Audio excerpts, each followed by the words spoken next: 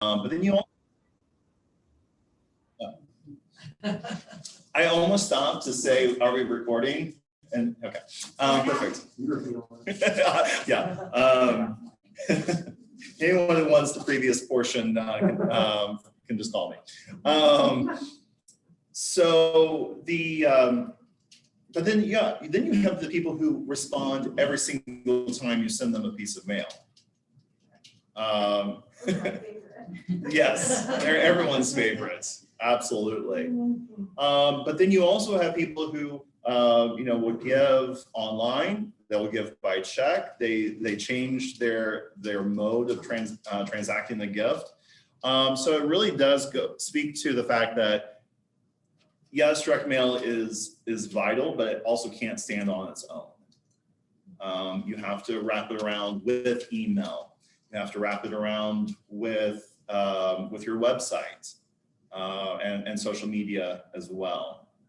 So generally, we advise clients if you're going to send a direct mail piece, we end up working with a lot of boys and girls clubs and different day camp providers. So May-ish is a send a kid to camp month generally. So if you're going to send a letter, your social media posts and even your website, that gift landing page should really be tailored to that same theme or that same story, because donors are going to, if they receive something in the mail and they go to your website and see something completely different, they're less likely to go ahead and make a gift.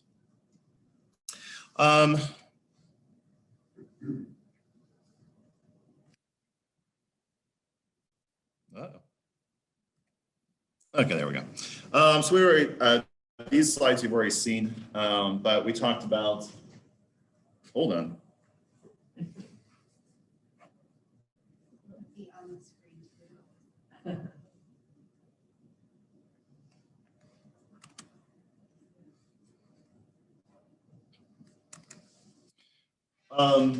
The average return is still, 6.3%.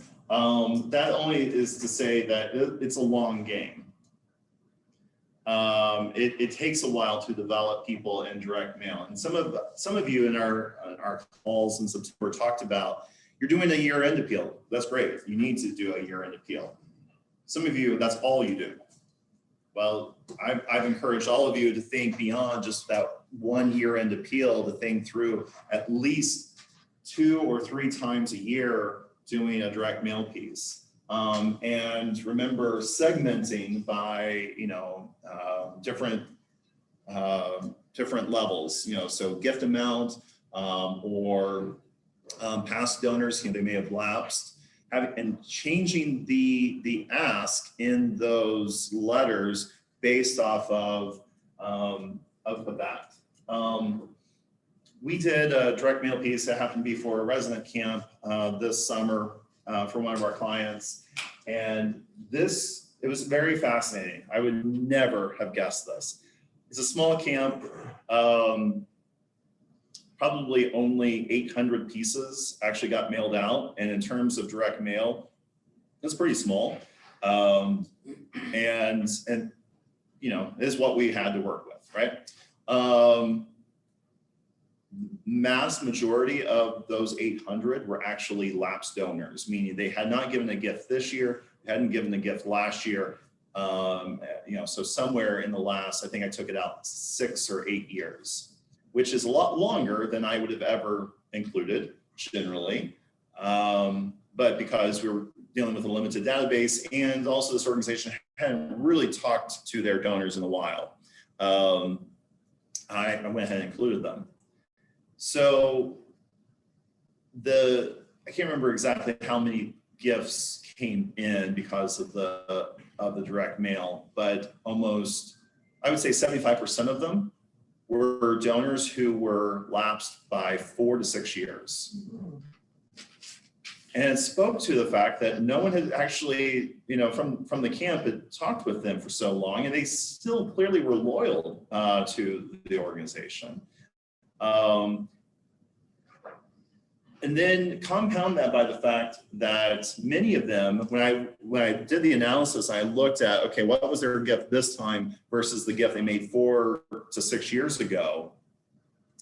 I put in, I did not, typically I tailored the ask based off of past giving. But you go that far back, it's hard to say, well, the last time you gave was in 2017 and you gave $25. How about $30? It just didn't make sense. So I did it across the board, starting at $200 syndicate to camp. And in the response piece, it was all tailored to $200 to send one kid, $400 to, you know, and so forth, right? You can do the math.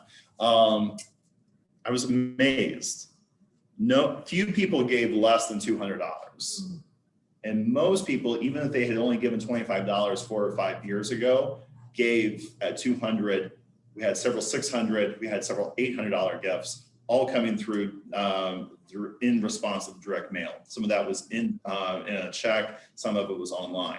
So, you know, again, don't discount people necessarily. Test it.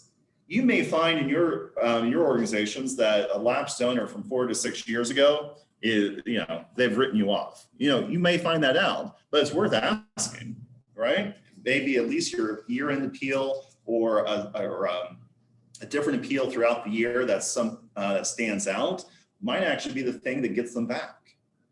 And then of course the stewardship game to, you know, keep them giving is really important. Adam, do you think that holds true if you have been consistent with your communication in your appeals? I don't know. I would assume that if you've been consistent in communicating with those donors, that someone that far lapsed would not give in most cases, because they've been given that opportunity multiple times. But, you know, I'd say test it. I mean, many of you are either use or familiar with Bloomerang, the donor database software. They recommend not sending, you know, not even keeping anyone in your database that hasn't made a gift in 3 years or before.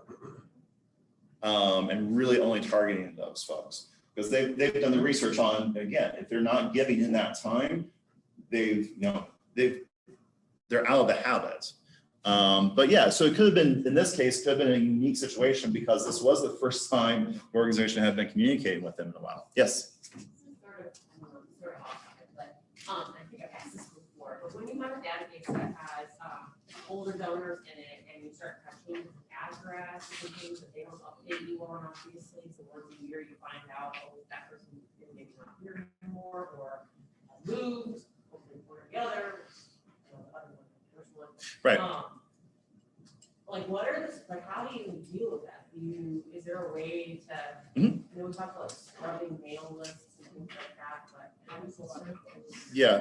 So for the benefit of the people online, question around, you know, how to essentially clean up the database to ensure you're mailing to the right addresses, or to kind of, you know, obviously remove names of deceased folks.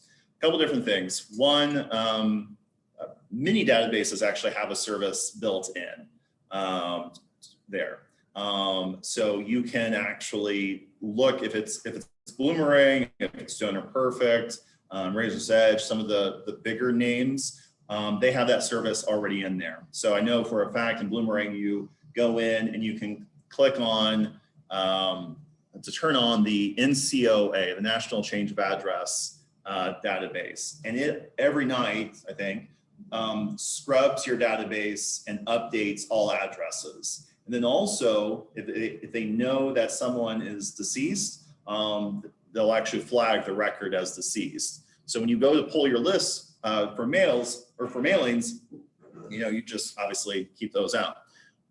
You can actually go to the national, there's I think it's through the post office, the National Change of Address service, and you can actually upload an Excel file of your addresses and they will send back updates.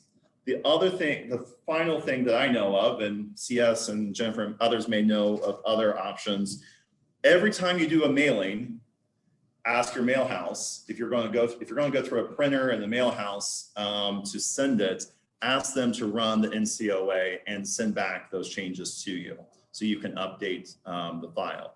So there's some automatic ways. There's some ways that if you are going to do internal mailings, which, for a smaller run, you may just decide to do internally versus a print house. But if you have a relationship with a printer and mail house, they may even be willing to run that NCOA list for you outside of doing mailing. So, yeah. Any other? Yeah. After that, Ball State does it. They want to do a minimum of 100 names, but it's only $35. So that's really affordable if you're not going to a mail house. Perfect. Kelly, it's through their mailing services. Yeah, Kelly had emailed out the contact info for that. No? But in addition, like I check obituaries every day to see if people have died. So that's an option too, as far as like. That's all the people in the obituary that died, don't they? Well,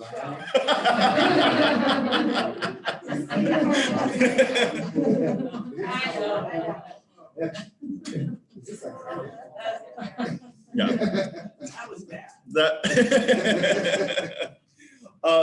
So the Ball State option, that is really good too. And yeah, could be a much more cost-effective way. So, but good question. Worth bringing back. We talked about the rational versus the emotional, right?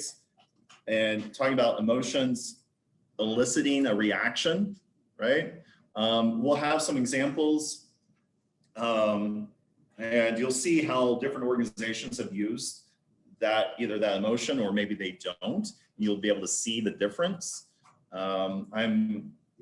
We talked about the idea of using pictures in your direct mail, and what's better, a group of people or one individual? Jane is right, one. Why, you remember? Because you can connect with that one, you don't connect with the group. That's right. That's exactly right. Yeah, we connect with individuals, we cannot connect with groups. And generally when we see groups, especially groups in need, we get sort of overwhelmed. We have that, remember that collapse of empathy, right? We just don't have the mental capacity or the emotional bandwidth to take care of a bigger problem when it's presented in a group. Yeah. Oh, there was a question. Okay. So, and remember the creepy eyes, right? So people actually looking at direct mail and how they go through that process. So they see your letter. The first thing they go to is their name and their address. So be sure to get that correct. I'm finally starting to see a trend away from Mr. and Mrs. And frankly, I mean, we could talk about this forever.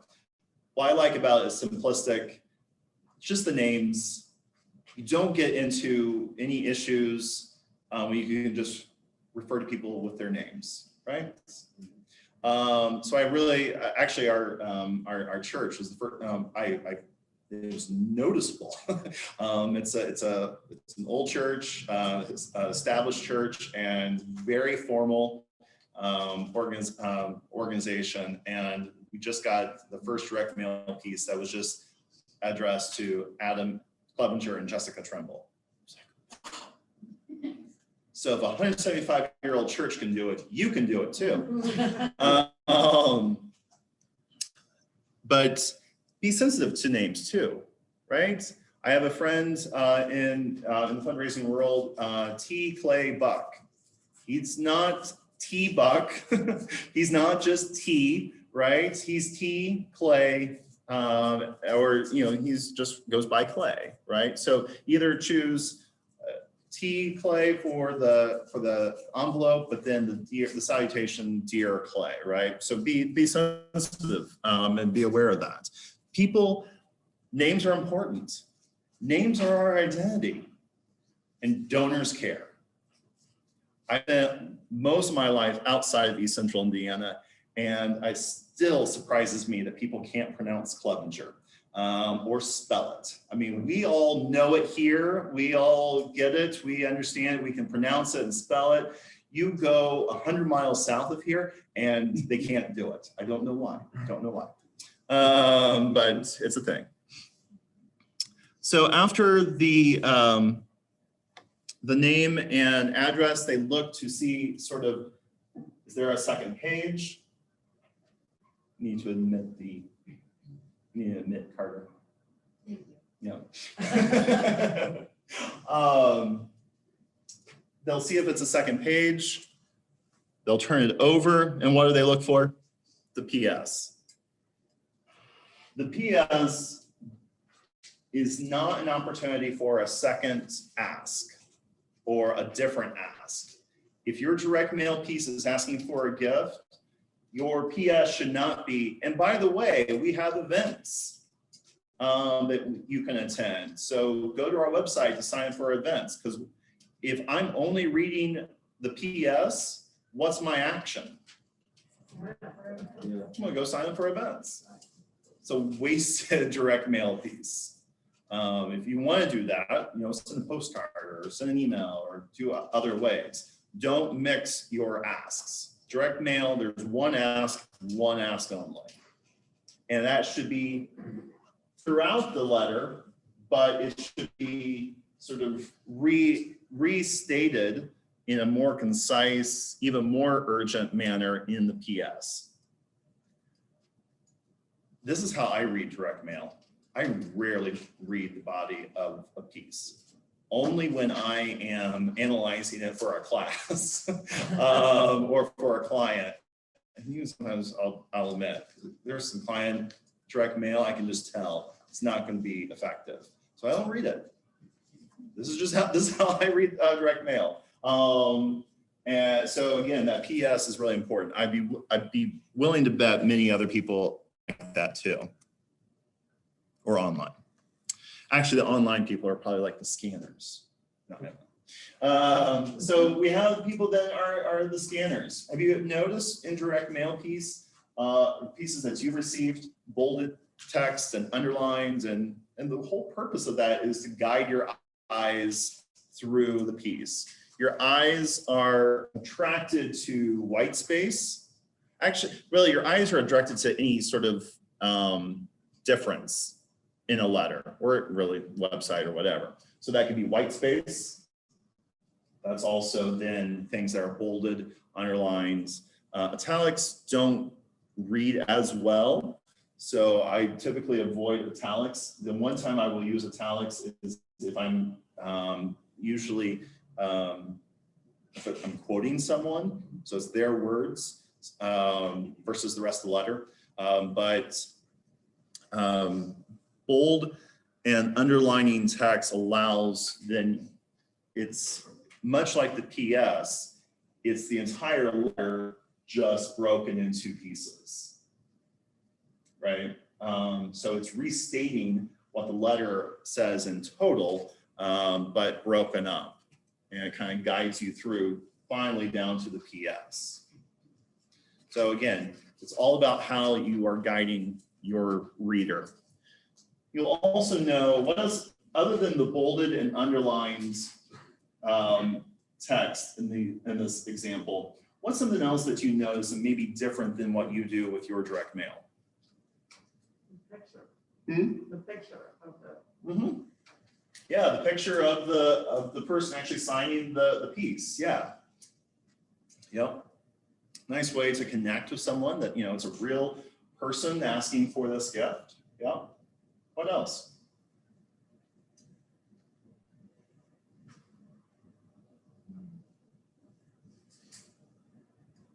You may not be able to tell this from, because it's an electronic version, but this text is not 12-point font.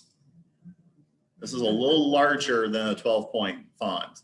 It's probably a 13 or 14 points. Why is that? Easier to read. And it's not just people, in the room with glasses, right? It's just generally easier to read for everyone, right? The line spacing is not a one line space. It's probably a 1.5 line. Again, lets your eyes rest a little bit when you're reading this. Also a little bit more inviting, because I would imagine that many of your direct mail pieces are left justified, but there's no indentation, and they are just blocks of text, right, down the page. If you were to read your own direct mail piece, let's be honest, would you read it? If you got it in the mail? Probably not. Because again, we are accustomed to, you go back to middle school when you learn how to write a letter. Maybe they do that in elementary school now. I remember Mrs. Miller very vividly in 7th grade, Yorktown Middle School, talking about how to write letters, and especially business versus personal letters. Indentation, and then the date being over on the right side, the signature line being indented in. What does that evoke? Is that a personal letter or a business letter? Personal, exactly. So when people get blocks of text that's not indented and everything is left justified, it's business.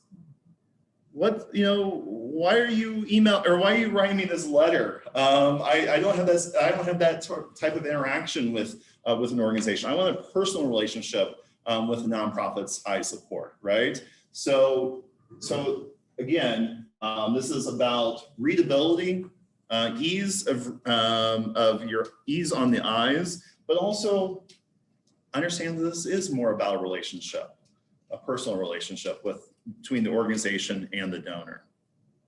Any questions? Last time I brought it up, I was so concerned with keeping it to one page. Mhm. I saw this and you're kind of like, no, it's okay. Maybe you would suggest front and back though, right? Mhm. You're right, because on here it looks like it's like 4-point font. Right. It's good to know that because mine is probably too small and it's so crammed because I tried to get so much crap on one page. I'm excited about doing 2 pages this year, honestly. Yeah. To spread it out, but also I don't want to make it look like Courier New 14 like I did in college to make things longer. That's right. Yeah. But this will be good. I was nervous about going to a second page, kind of like a resume back in the day. But Sure. Yeah. Yeah. Well, I think I shared this with you. There's really no limit to the number of pages you can include. You're really only limiting yourself by your own budget.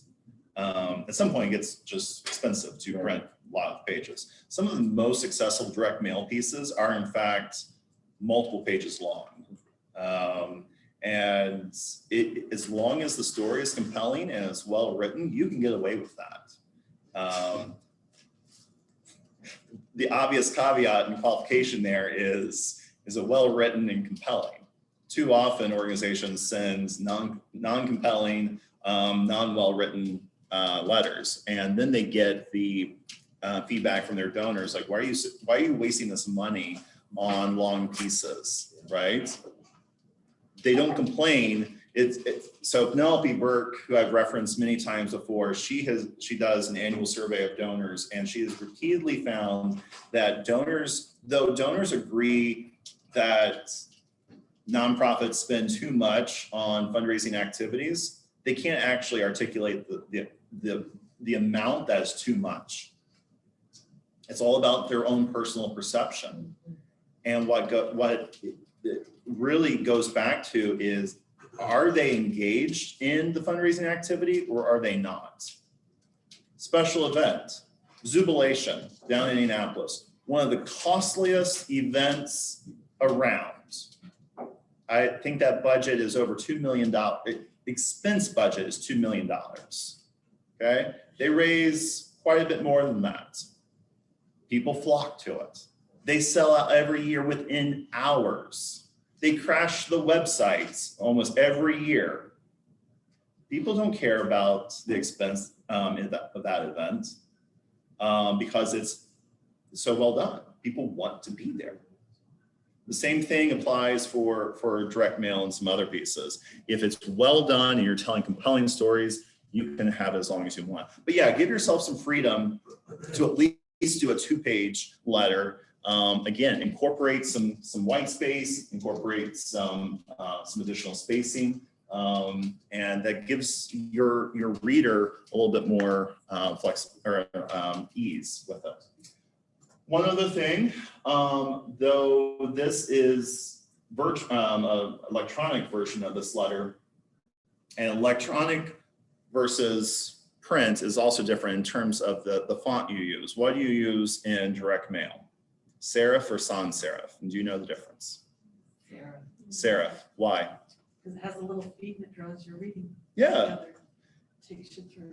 That's right. Yeah. So serif font it's like a Times New Roman. It has all the extra stuff, right?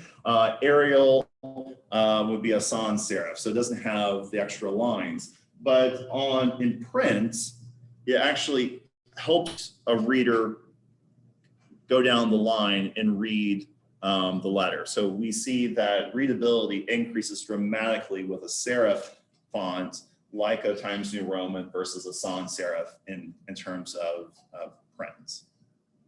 Online, generally it's a serif. I don't know exactly why, but it is. Not Comic Sans. Not Comic Sans, generally, yes. I'm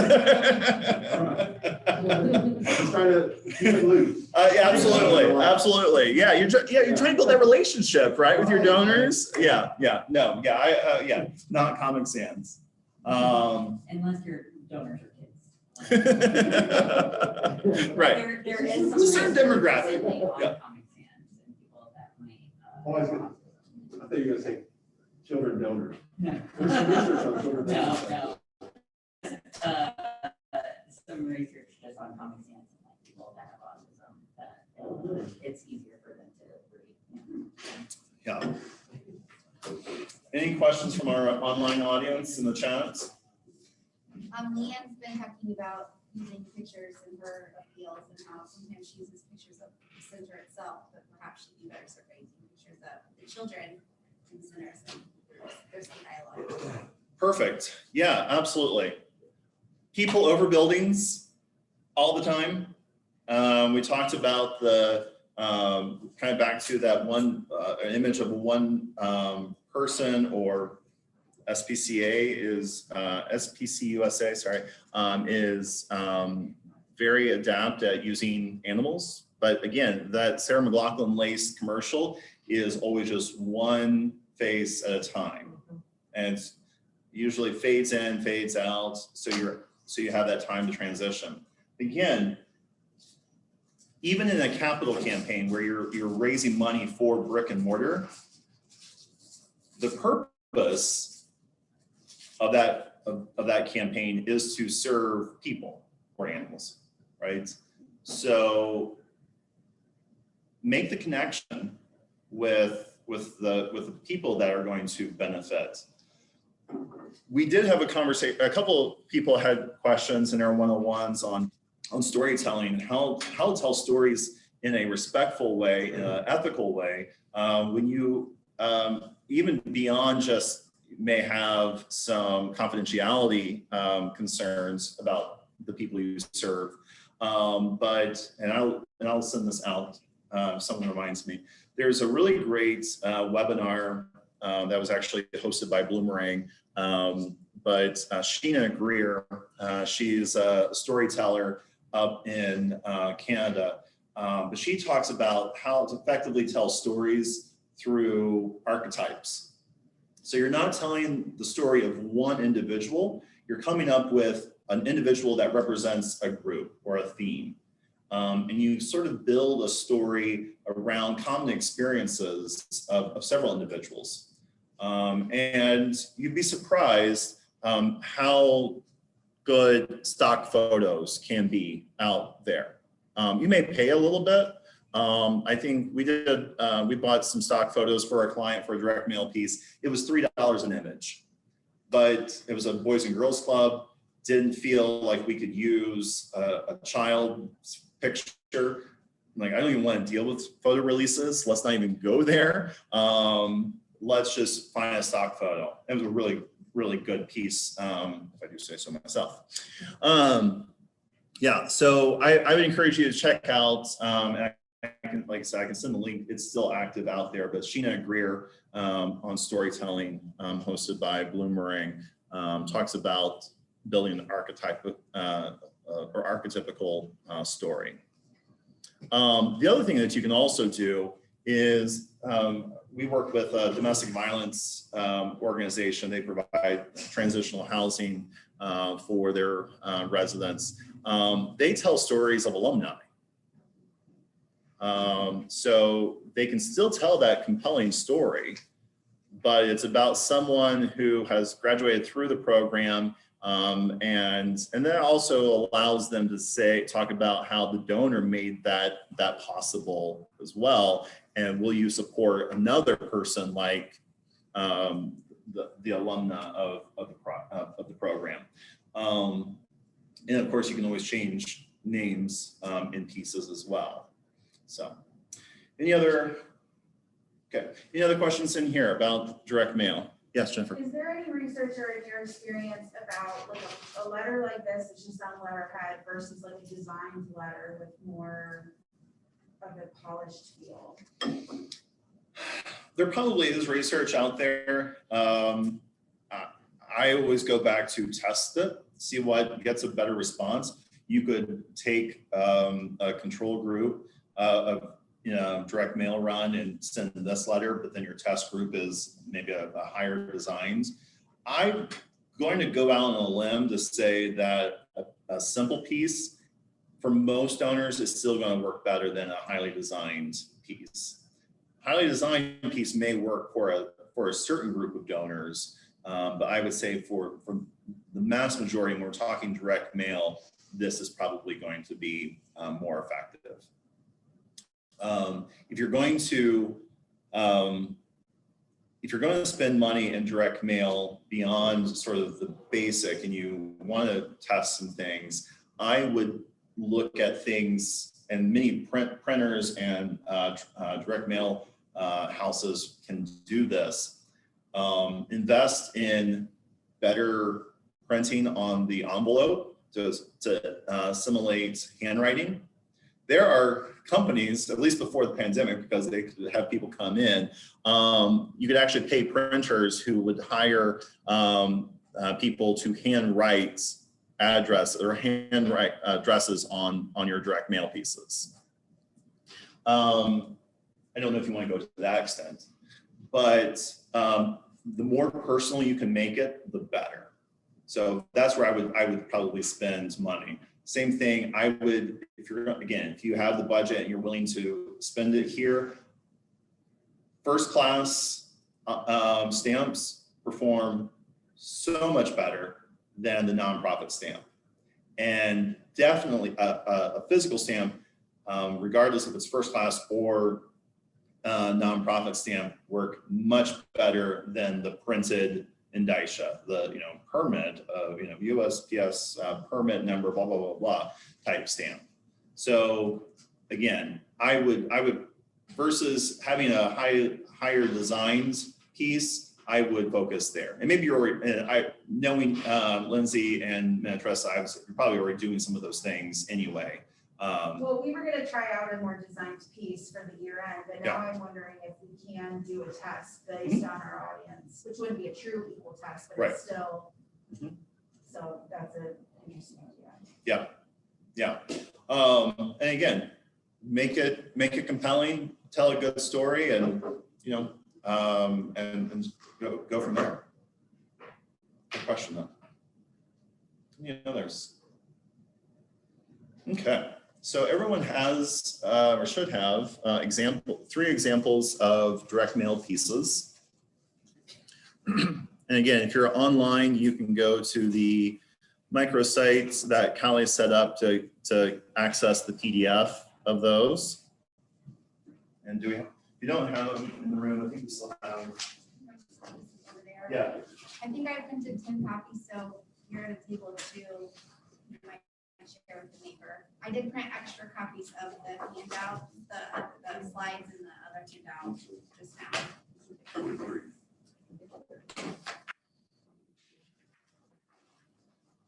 there should be 3 pieces. There's one from Classical Music Indie, the Literacy Alliance, and Coburn Place.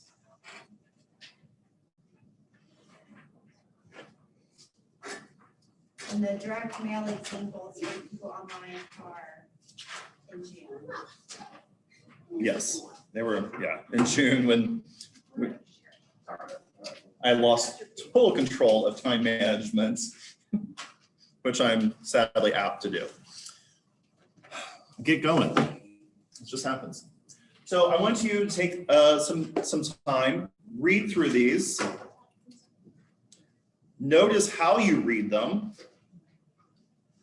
I want you to sort of be critical. And then we'll have some discussion later. So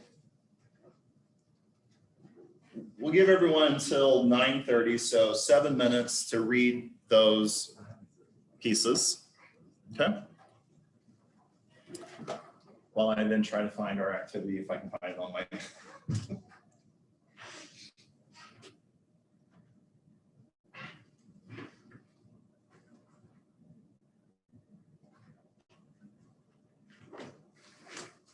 If anyone needs it, also the restrooms directly to the left. You don't have to go out and have to straight or see to the restroom.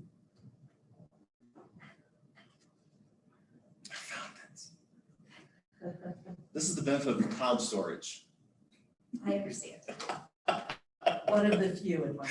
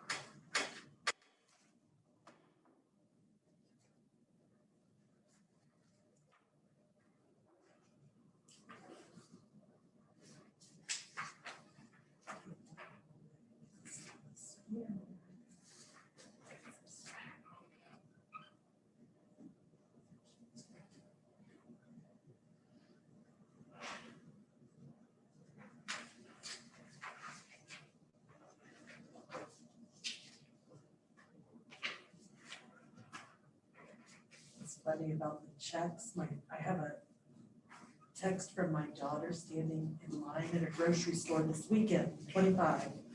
She's like, oh my God, the person in front of me is writing a personal check. I'm like, hey, that's normal. I'm so upset about that. Then it takes forever at the checkout. Look, I try to be as efficient as possible. Right. For the cashier, the person behind me. Professionals at least, like, do everything on the check except for the amount. Yeah, The non-professionals wait until the very end. Oh, but isn't that dangerous? So like, I do do it everything while but it's- the amount, while because they're then sitting someone there. can wait. While they're like literally waiting, and then all I have to do is put the number in. Like, thank you. When you can hand it to them and they'll run it through their thing quite often. yeah, a lot of stores, yeah. Of course, that was 10 years ago. I have no- That's true. I vividly remember when that was a thing, but I don't know if they do that anymore. Yeah. I like that most places now have just the tap with my card, so I don't have to swipe or chip or Figure out if it goes, yeah. yeah. I feel like things change so quickly. First we like changed the chip, like, and that was for 2 years, and now we got the tap. You know. Still haven't transitioned to using my phone. I'm sure there's some Apple Pay people. I have Samsung, but like I don't know. I just can't make that leap yet. I agree. I'm a late adopter on many things, and that's definitely one. I like it. I did away with my wallet, all my cards and IDs in the back of my phone, Mhm. and then if I can use that Apple Pay, I use it. Yeah. But if I lose this, Yeah. Yeah, exactly. Over. Yeah, exactly. He's really excited. Yes, Yeah, I was telling Dan, we went to DC for fall break last week, and I remember initially going to DC, taking the metro, and it was still the paper card that then printed out your total as you went. And then they went to like the plastic card, and then now, yeah, most people are tapping their phones, they're going through, and yeah, they still have plastic cards, yes. I still had one from my last trip, which would have been, I don't know, probably 5 years ago. And I still had it. I was able to add to it. So it worked. Okay. Everyone appears to have had time to read the letters. So what do you think? General thoughts on the letters? For me, this one, Mhm. the Legacy Alliance, Mhm. her picture right here, Mhm. that really drew me. Sure, Compared to this one, who has a bunch of wasted space up there. sure. Yeah, really good point. So that the picture, if you're gonna use a picture, generally the upper right-hand corner. Your eyes, I'm not a graphic designer, and there's a lot of science behind graphic design, but that is an area that first attracts the eyes. Yeah. I think adding a caption would make it even better. Oh, sure. Yeah, a caption under the picture. Yep. For me, Oh, I had to read it twice to figure out what exactly they were asking the money for. okay. So I mean, her story is very, very compelling, Mm-hmm. but at the same time, I'm going through going, okay, what's the money gonna be used on? Sure. Yeah, good point. So perhaps, making that ask more obvious, and repeating the ask.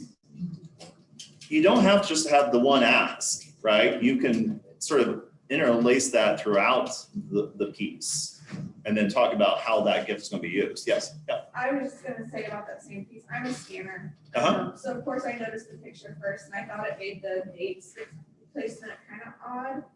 And I think there's too many broken up segments. So I went straight to the bolded underlining and I didn't catch the story at all. Mm-hmm. Yeah, there is that story. So that's kind of what I missed. But I will say they are donor centered, like when it does come to like the wording. of Yes, things. the bolded and those are great. I just didn't read the story. Yeah.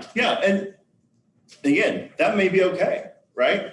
Because sometimes the story is, whether the story is compelling or not, if you're a scanner, you may not care about those things. So give me the facts, only the facts, and You got those in the bolded sections, right? CS, you mentioned that they're donor centered. What do you mean by that?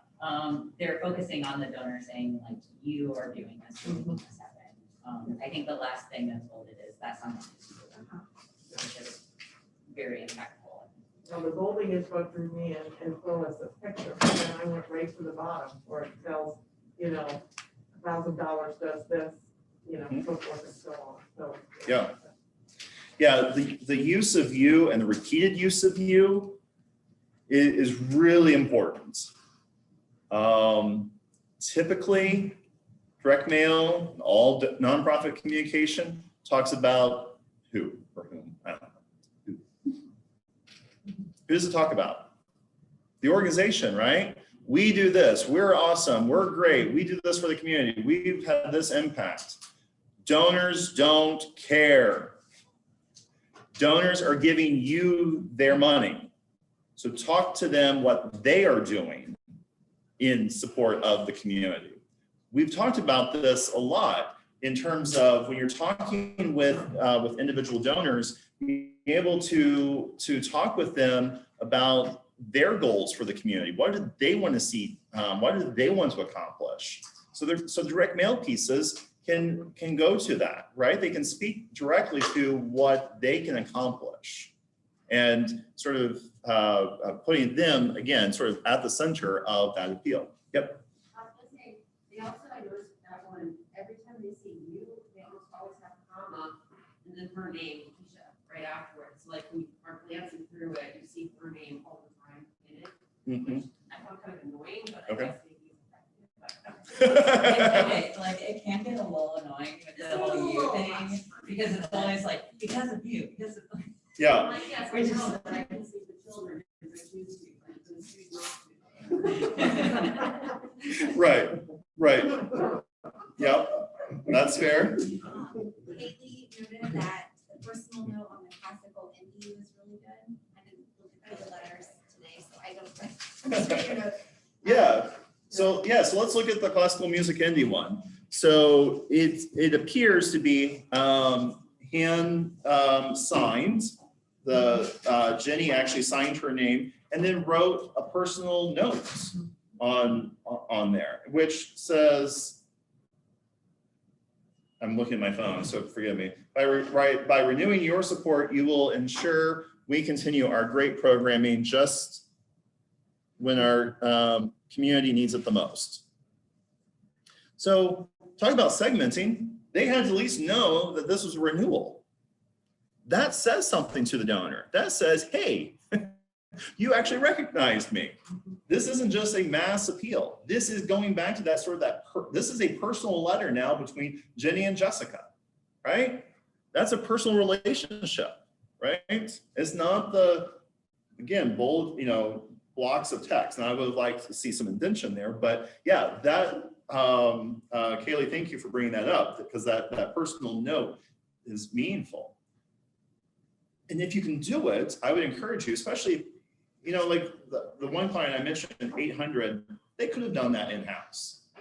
They chose to do a printer, but they could have done that in-house. And what they could have also done was to have board members identify in advance people that they know from the list, and then printed those out and have the signature line, not from the president and CEO, but from the board member. The board member then gets to sign or write a personal note. Hey, Jessica, it was great to see you at our event last month. I hope, you're doing well and that you'll consider continuing your support, So again, you can do different things. I can't remember, probably as an example,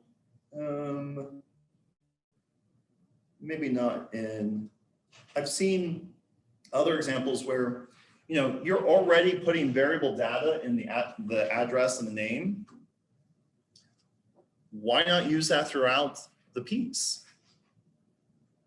So you're already, again, you're not just printing a dear friend, and dear Lord, please don't send a dear friends letter. Sorry, Loretta. Don't send a dear friend, don't send a dear supporter letter. you might, don't send it. It's a waste of money. So you're already going to put Dear Loretta. So you could put Loretta's name somewhere else in the letter. You could also even change out a paragraph. So based again on your segmenting, you'll know that Loretta gave $500,000 last year to the organization. Wow, what a big difference that gift made. And this is how it made an impact, right? So just because you have a standard letter template doesn't mean that you can't add and tailor, customize these letters for your donor, and they will stand out. It may get annoying to some to see you repeated. It may get annoying to see names repeated to some, but this is all based on research, and the vast majority of your donors are going to respond positively to those things. Yeah, the power of suggestion of an amount that's tailored for them is really powerful. So let's go to Coburn Place, because that's exactly what they did. So I'll tell you, I'm a donor at Coburn Place. This is a letter I received. I mean, my wife and I received all three of these letters. Their gift chain that's included on the second page, and gift chain meaning the actual listing of gift amounts and what they're going to do, totally based off of our giving history. So again, you're using variable data already somewhere else. You can, and I do this when I write direct mail for our clients.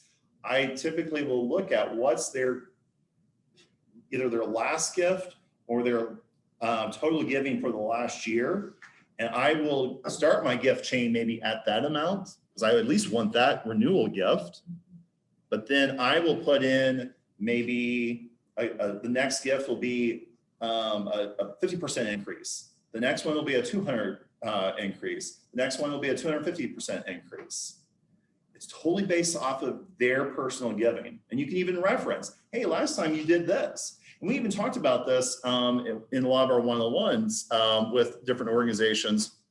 Many of you have seen dramatic increases in needs for services during the pandemic. That need is continuing. Tie that real experience to the gift amounts.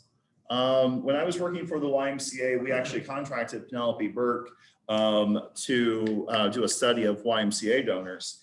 And one of the most interesting pieces of information that came out of that study was 30% of donors would double their gift if asked. And now it had to be compelling, right? We had to ask them for that double gift. So I tested it and I thought, well, we have nothing to lose, right? At the very least, we're probably going to get a bunch of renewals. But in some cases, we may get twice as much. So that's a healthy increase. We sent out, I think that was also a Kids to Camp piece. Those for a Y or Boys and Girls Club can be very useful. So we sent it out, and I'll be damned if it didn't come back. The numbers, it was, I think, 28 or 29% of our donors, when we asked to double a gift, they did. Yes? I didn't ask them double. I mean, you just write, last year you gave 250, this year you give 500, or? You could. Yeah. Right. That's one approach.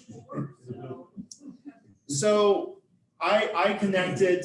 So at the time, this is dating myself now when I was writing this direct mail piece. This was during the Great Recession, and we were and we were sending twice as many kids to camp that year for free. We were sending kids, don't forget, it wasn't just the Great Recession. We also had still very active military engagements around the world. So we were sending kids, military kids and kids affected, whose parents were affected by the recession through job loss and stuff. We were going to send them for free to a week of camp. So we said we're doubling the number of kids that we're going to pay to send to camp. Will you consider doubling your gift to essentially to ensure that can happen? The bare minimum for a lot of people was just renewing their gift. But again, like I said, about 28% of them doubled. And we're not talking 25 to 50. We're talking in some cases, 250 to 500 or 500 to 1,000. Typically, this isn't a hard and fast rule. Two things, I guess. Typically, someone who's giving $100 could probably give 250. Someone's giving you 250, typically can give you 500, just kind of go up the chain.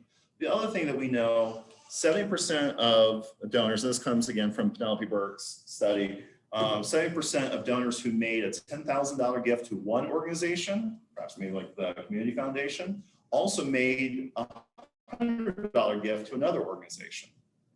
You cannot assume that gift amount predicts capacity. Most people, especially in their first gift to an organization, give well below their capacity because they want to test you. They want to see, how are you going to treat them, right? So so to your question, I would tie that back to some initiative. Are you going to do something new? Are you going to do something different? Are you going to expand? And then tie that to then the appeal of we're asking you to increase your gift.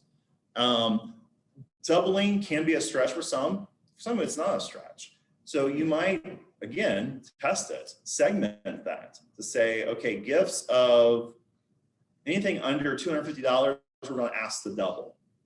Everything over $250, we're going to ask them to increase by 30% or 50%, whatever. Again, if you can tailor that and customize that appeal by donor based off of their giving, again, you're likely to at least get a renewal, but in many cases, you're going to get the increased amount. Yes. Kind of along those lines, so what would be maximum? You really ask for, you know what I mean? Like if you have a major gift donor, that's, I don't know, 5,000 a year or something, the letter doesn't seem like the time to. Right. It's a great question, and you're going to get the classic consultant's answer. It depends. There is a point that I think that, yes, you move them into a more personal approach, right? We talked about the ladder of effectiveness last time. So moving them into, as you go up the ladder of effectiveness, up the gift pyramid, the more personal the approach. So it may not be necessarily a dollar amount because every organization is going to be a little different, but likely the top 20% of your donors, regardless of gift amount, you're probably not going to include in your direct mail because they're going to be in some sort of personal solicitation approach. And we talked about this a lot of times, between now and the end of the year, calling your donors, have a conversation with them, say, this is how your last support enabled us to meet the needs of the community during the pandemic, and we couldn't have done it without you. And then also the need still exists. And so will you consider increasing your gift? You're going to go through that process with probably the top 20% of your individual donors. That's not to say that you won't have a major gift donor who will not respond in a direct mail. Where it becomes an issue is like if you're going to include your last gift of X on this date or base the gift chain off of prior gift amount, someone's giving you $5,000, it's going to look really odd that you're asking them for $7,500 in a direct mail piece. So but again, I would not necessarily discount some of those those major gift donors becoming direct mail donors as well, but yeah, likely to be more personal. I think that's where. Yeah. Do you suggest doing like kind of A/B testing, let's say, and then two totally different contrasting pieces and ask? I mean, because I think about one, attention spans are a lot different than like seriously like a lot 30. But again, this is the thing. Most donors are not reading the whole thing. Right. So you're not writing this for all of your donors. You're writing the whole thing for a segment of your donors who will read it all. But we already heard, I'm a scanner. I didn't read the story. Well, that's okay. The story kind of fills in because it'd be really odd if you sent a letter of just those bulleted lines, right? But so the story at that time kind of becomes a filler. But sorry, go ahead. No, that's, I was just like that A/B testing of like, okay, I got this letter and I got this postcard version. And I'm gonna send 50% here, 50% there, see what it is. Yeah, I think, yes, you could definitely do some A/B testing. I think what I would do, I would not do a 50-50 split. I would probably do more, you know, somewhere around like a 25% of your test group. I don't know I would go so radically different, but again, I could be wrong.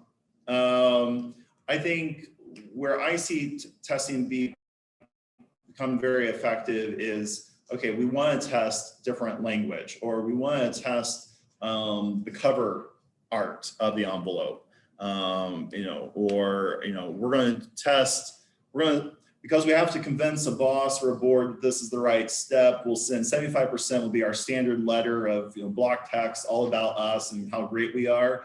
25% is going to be donor-centric language, you know, so used throughout, right? And that's where I see it. So it's more subtle tweaks, or even, again, segmenting. This is true segmentation of, this is our acquisition list, this is our renewal list, this is sort of our recovery of lapsed donors list, and we're going to talk to them different. Like the recovery of lapsed donors is going to be primarily, hey, it's been a while since we've seen you, type of appeal. Yeah. And then follow up, this is your world, you do this all the time, you see these letters. Do you like have a $100 bill sitting in your pocket to give to just like the most interesting, different, hey, this is cool, I've never seen this before, kudos to you? It's a good question. I'm glad I didn't put my address on these pieces. Right, wired them out. I have definitely been compelled by a sample that I've seen to give. Yes. Typically, that's a once and done. Right, but it's something that just, because your mind's a little warped to, like, you've seen it all. It is warped, yes. No, I mean, but you know what I mean? I know exactly what you mean. I take no offense. And Yes. so then all of a sudden you see something like, wow, this is new. Yeah. I've got to Yeah. learn, hey, I'm gonna see how this goes. Yeah. No, I've definitely done that. In fact, that's sort of how we got more involved with Cohort in Place. Was I was so blown away by their stewardship efforts that I'm like, I love giving to them because I'm actually stewarded the way that I keep telling everyone else they should steward their donors. So sort of initially it was sort of a reward, a positive reinforcement of their efforts. Yeah. Yeah. I think when you see, like you were mentioning before, your name throughout the letter, I mean, if I saw my name in that letter, I don't know who that letter was that gave $500,000, but anyway, I see my name through that letter, I'm gonna be compelled to give again. Yeah. And to probably increase, like, oh, they're really paying attention to what I'm doing. Yeah. Donors do pay attention to these things. They pay attention if you don't cash their check, especially the check writers, they're probably still balancing their checkbook. So you better cash that check and you better send a meaningful thank you promptly. People do care. We'll go you, then Dan, and then online. Yes, sorry. I mean, we kind of mentioned this already, but so like as an art organization, we always tend to lean towards things that are entirely designed, you know, so when I look at these, I'm like, oh, clunky monkey, that's too bad, you know, but it makes me wonder if maybe if you have it too designed, if you think you have more money than you do, and then therefore they don't make more as a needy, whereas if I make my letters a little sadder and design, they'll hear. I mean, I don't know, I'm just trying to. I wouldn't. When I look at it, I have a totally different response. Well, remember, you're not your donor. But I might be, I mean, this is great, I don't know. Well, this is the advice I give everyone. Do not write or design for yourself in mind, because you're not your donor. Yes, you are, most of you, I would assume, are donors to your organizations, but you're not the one that you are appealing to. So I would, but again, I think test it. Are you generally feeling other people better than like me? When you're in a really specific sort of segment, I don't know. I think any of these would say, every executive director of their organization would say that. Okay. Yeah. 'Cause, yeah. So I would, yeah, but again, test it. If you have a segment of your list, you want to see what performs better by percentage, test a more design piece. Doesn't hurt. I don't think, yeah, you may not like how people place photos, and a lot of these things are designed in-house and people have limited experience. Not everyone can afford, a direct mail designer or copywriter. But some of these I wouldn't necessarily call sad either. No, not. And even like this is simple, sure, not sad. And I think this was received in the mailbox, people would still respond to this as much, if not better, than if it was highly designed. But it goes back to the point, as I mentioned earlier, donors have a tough time judging what is too much. How expensive is too expensive? They just don't, they don't, it's a perception thing. So you will find some of your donors will be off-put by a highly designed piece and some that won't. So, again. Do you have any thoughts on including a QR code? Good, bad, looked down upon? Well, before 19 months ago, I was said, no, don't put a QR code. In fact, I remember I did one for an organization I was on the board for. It was all volunteer organization. I put a QR code on an appeal, and I got a lot of flack from my colleagues, and it didn't perform because QR codes were a thing, and then they weren't really quickly. The last 19 months, they're everywhere. So many people are much more apt to do it now than they would have pre-pandemic. It's just a convenience factor. It is a convenience. I was talking about putting it on there, and then just as an added, it's easy, and the younger generation might go, oh, that's easy, bam.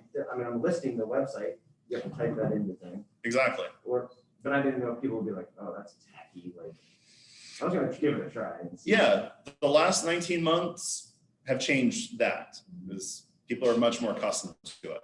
Yeah. Do we have someone online? Question? Oh, No, okay. just comments broadly about what people saw. Okay. Okay.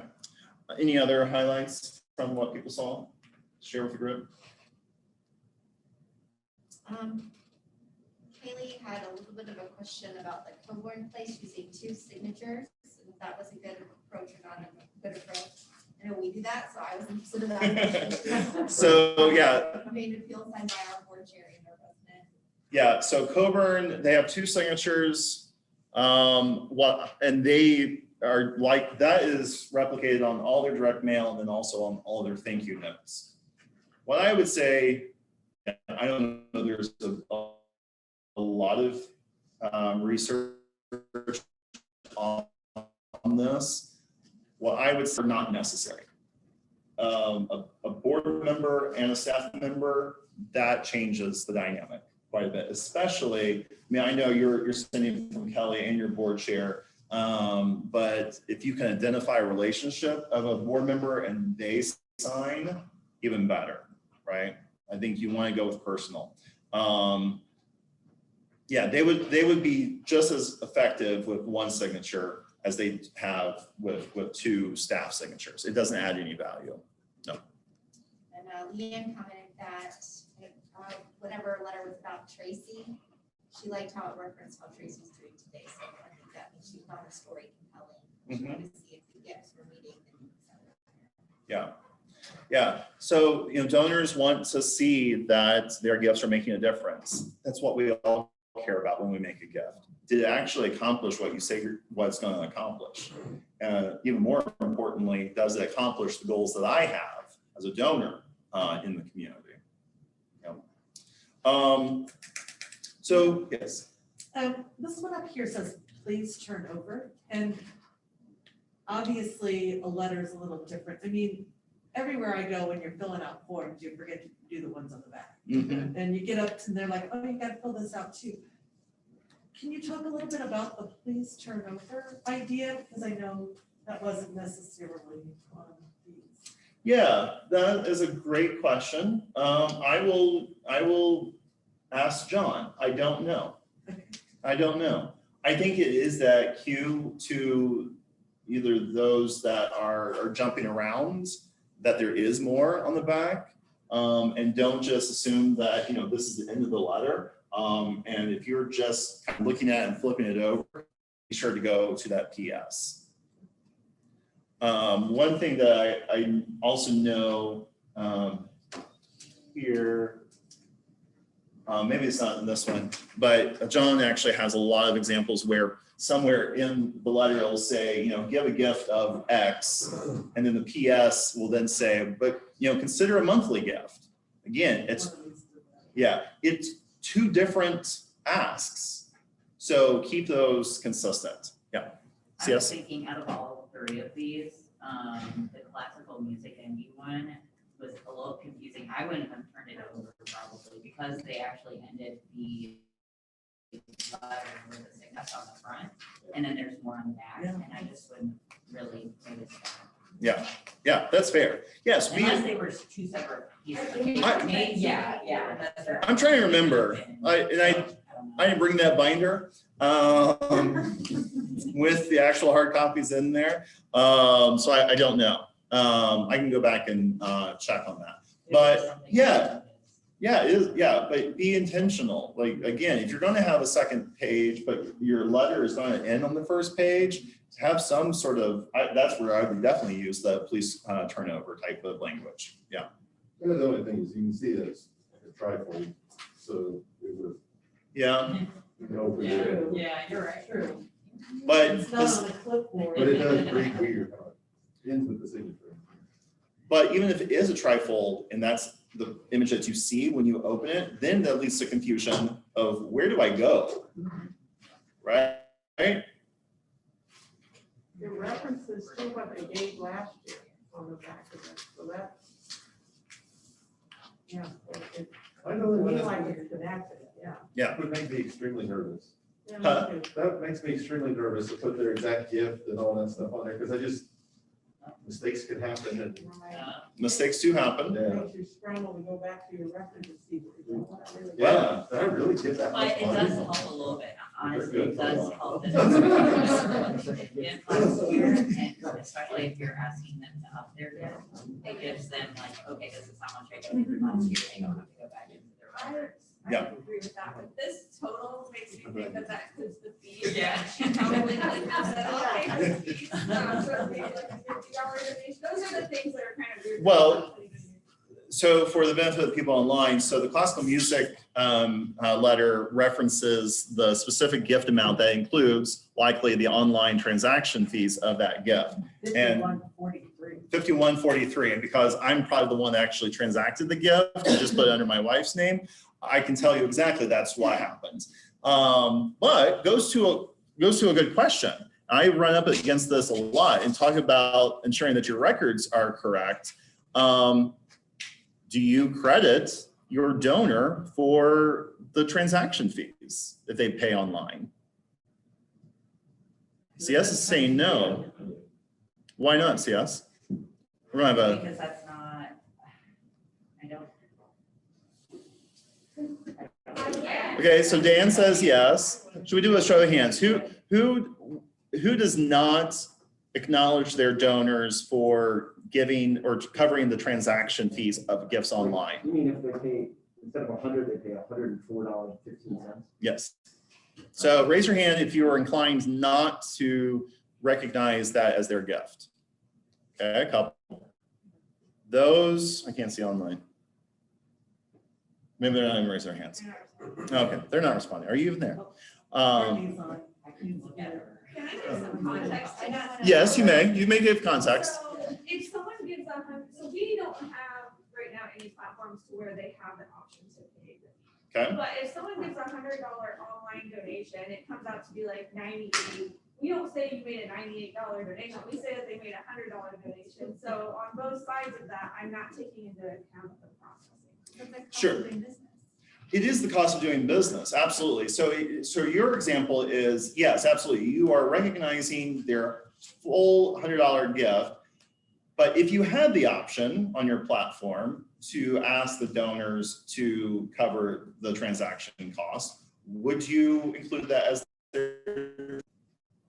Loretta is no, this side's no, this side's yes. I like this counterpoint, They gave except us for the money, they didn't give that $4.50 to credit card. Correct. That's Yeah, that's where it goes. It's the money that we put in our bank account. What we do with paying fees is our business. But that's not what he said.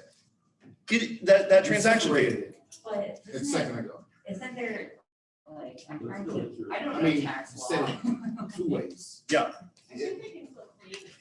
Okay. So let me, If I get. yeah, let Ken speak and then we'll end this. Yeah. Yeah, look, and I don't speak very much, right? So if I have an opportunity to say, can you please cover the fee?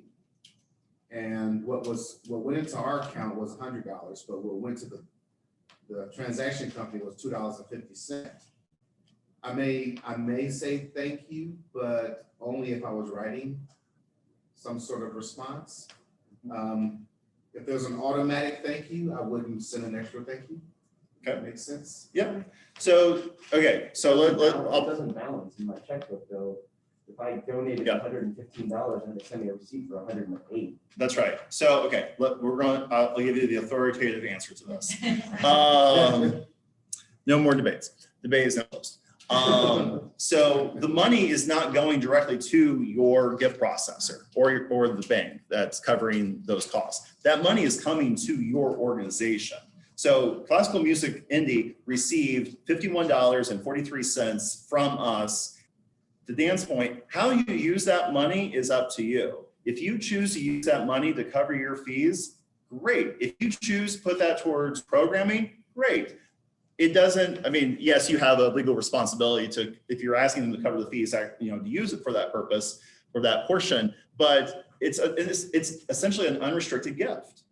How is it any different than the rest of the gift? You choose how you spend that money. So yes, you do recognize the full amount of the gift to the donor. The donor has a depending on their tax situation, can claim a full tax deduction for that full amount. Absolutely. But don't those fees come out automatically? You don't really get a choice, do you? Ours do. So you have an option. Most online gift transaction pages give you the option. You can opt in to cover the costs. But to the question, if you don't have that option or otherwise, it's not there. Your Stripe or any other of the gift processors out there, they're not charging the donor directly. They're charging you, the organization. It's about the donor, not. Yeah, right. I mean, like, and for big ones, we had somebody give us for Giving Tuesday, and they paid online for some, I wish they didn't. Yeah. $3,000 gift, or whatever. And the fee was like $140. So, but they covered the fee. So I sent him a receipt for $31.40. Yeah. I mean, he didn't. That's right. That's how much he spent. He didn't spend just $3,000. That's exactly right. And what I know, and I thought when the credit card processors started doing this, and the database companies started giving the option on online giving page, I thought no donor is going to tally say it's the cost of doing business. You just absorb that cost. I was dead wrong. I've seen this repeated over and over and over. It's something like 90% of donors, when given the option to opt in, they do. Because they want to maximize the gift going to the organization and the work that you're doing. But yes, absolutely, it's a tax deductible, eligible to be a tax deductible gift up to the full amount, including the fees. Okay, we have, did you print those? Yes, perfect. So we have one activity that's going to set up something for next time because, again, I'm terrible at time management. So I need two volunteers. Two volunteers. You're just reading the script, yes? One more, yes. Come on up to the front. Not just reading after all. Yeah. All right, ready. I knew we were gonna act. I was like, maybe I I just know. wanted to stand up. My back hurts. Sorry, since I Don't stretch, just stretch. do some vocal exercises. Yeah. Pretty loud.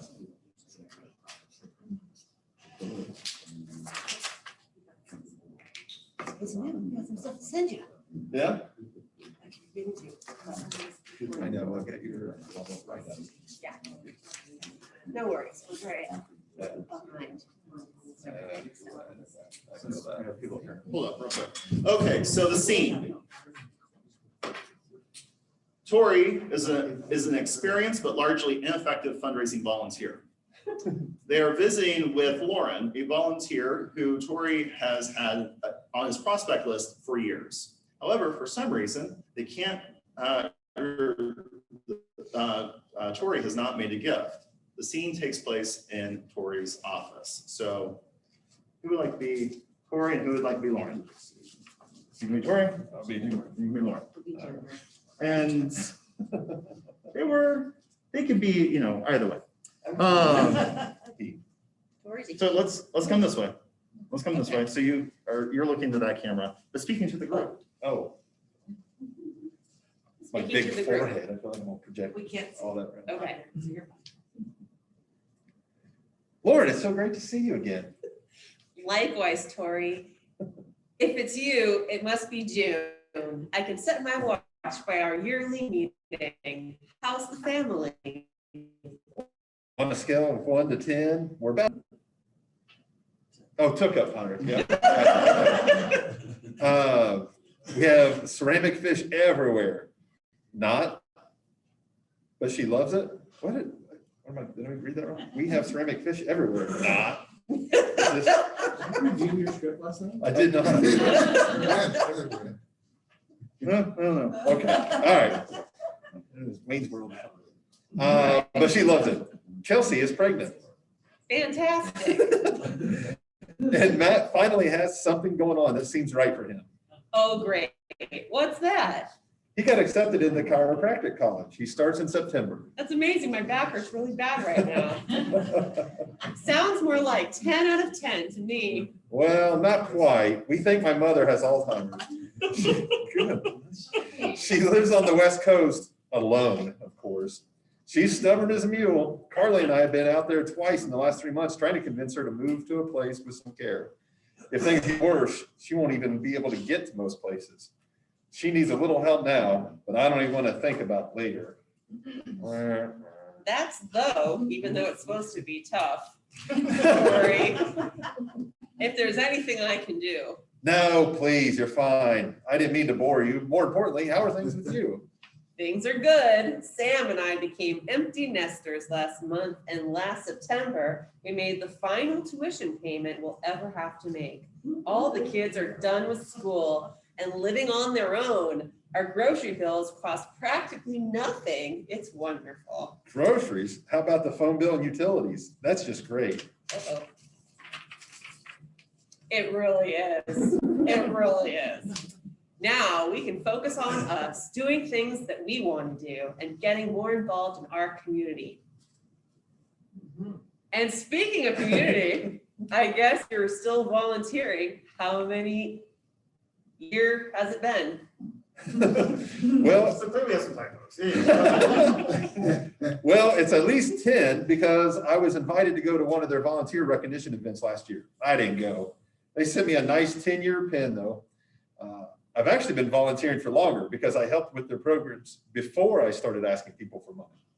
It's good you're volunteering. I understand it takes years off the aging process. That's great for helping with the fundraising efforts. Do you volunteer much?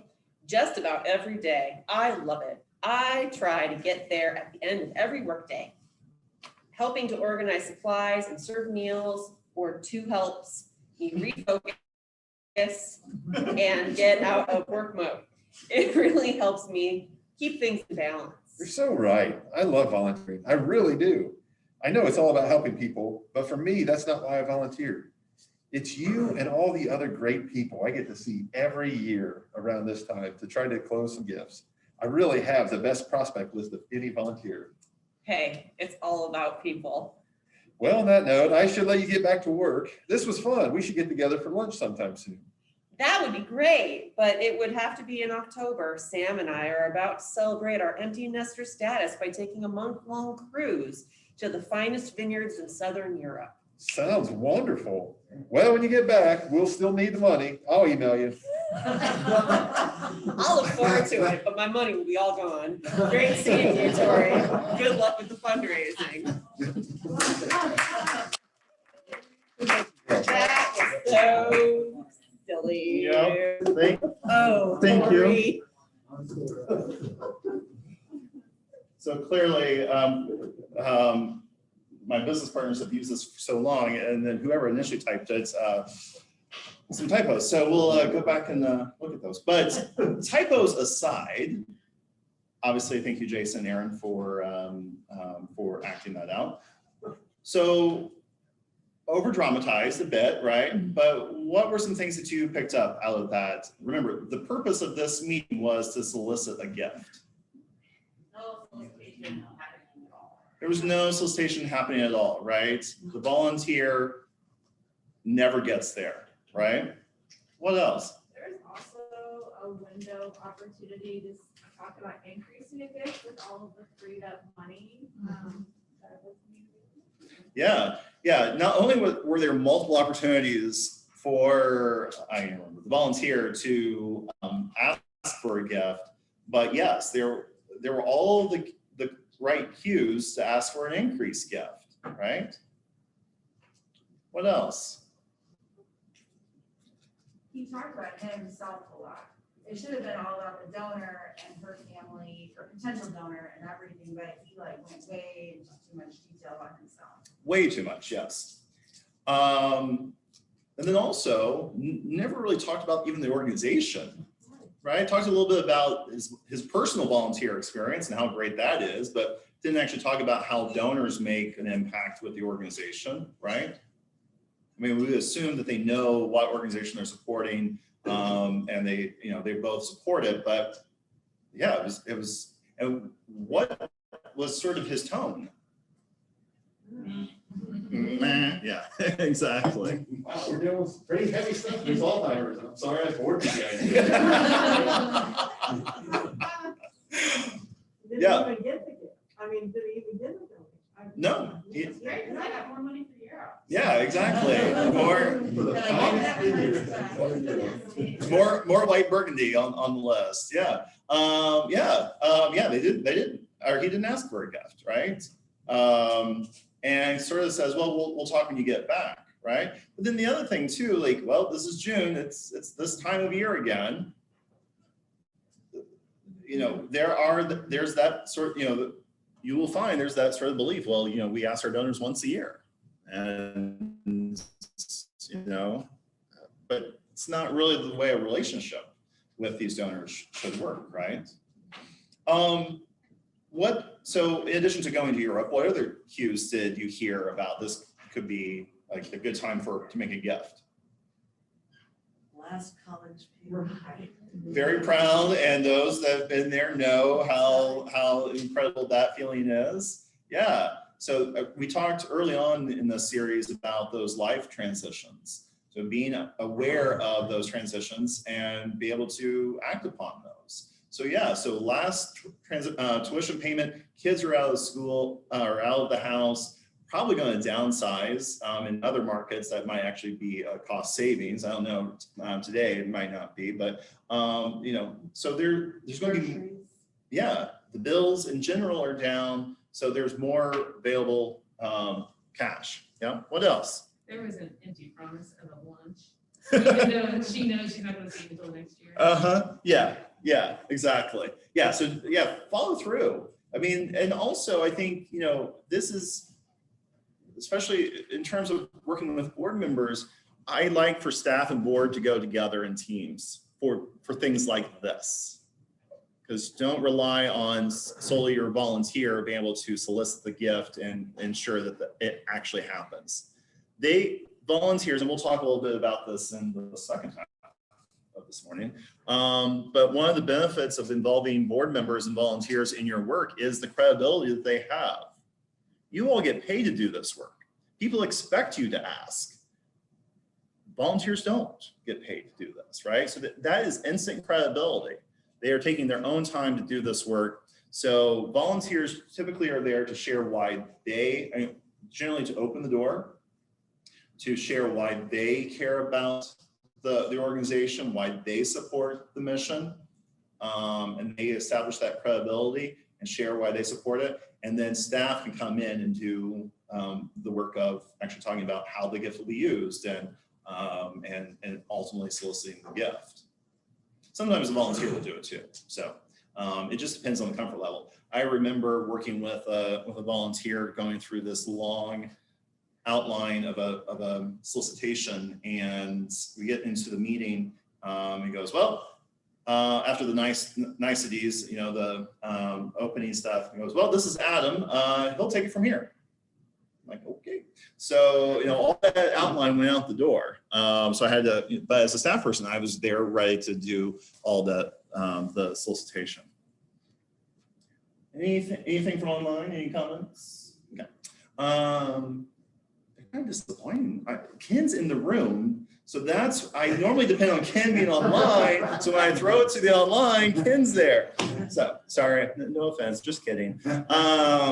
So, okay, let's take a 10-minute break, and that will give us time to admit board members. And hopefully we'll have some more board members come into the room, and we'll shift to that conversation. Okay, sound good? Awesome. For the board members that are joining us, I'm Adam Clevenget. I'm a partner with Loring Sternberg and Associates. It's a fundraising consulting firm in Indianapolis. Though originally from Muncie, went to Yorktown, go Tigers, and I've had the opportunity to present this cohort training now for the second time here in Muncie, and really appreciate Callie and Kelly making that possible. But this training has been for staff an opportunity to learn more about fundraising. So we've gone deep into some topics around fundraising and how to best support your organizations. The feedback when we first piloted this program back in 2019, I affectionately call it the before times.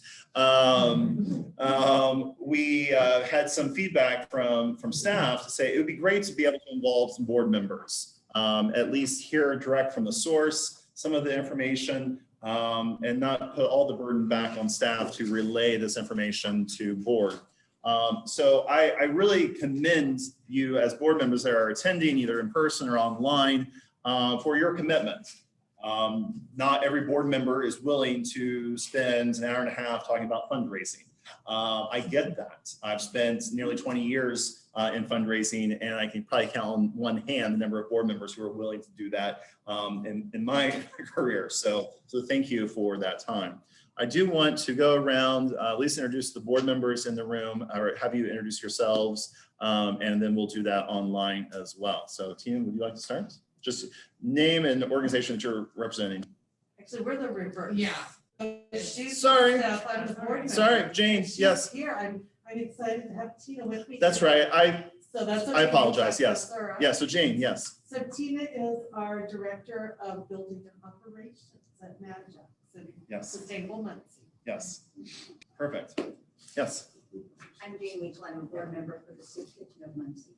Great. I'm Claire Chateau, also with the Soup Kitchen Muncie. Great. Wonderful. Thank you. In the back? My name is Laura Grant. I am with the Council Board. Okay, wonderful. Perfect. Yes. I'm Maria Bolton. Oh, perfect. Perfect. Absolutely. Double dip. Yeah. It's an efficient use of your time. I commend you for that. And then who do we have online? Online, we have Ed Armentrout, who is representing Minnetrista, and Kristen Smith, who is representing Connector. I believe I have that right. Thumbs up from someone. I'm having trouble hearing, so I don't know what's being said really. Sorry. Oh, Kristen, are you, sorry, Kirsten, are you representing Innovation Connector? Yes, and also on this sort of also the Cornerstone Center for the Arts.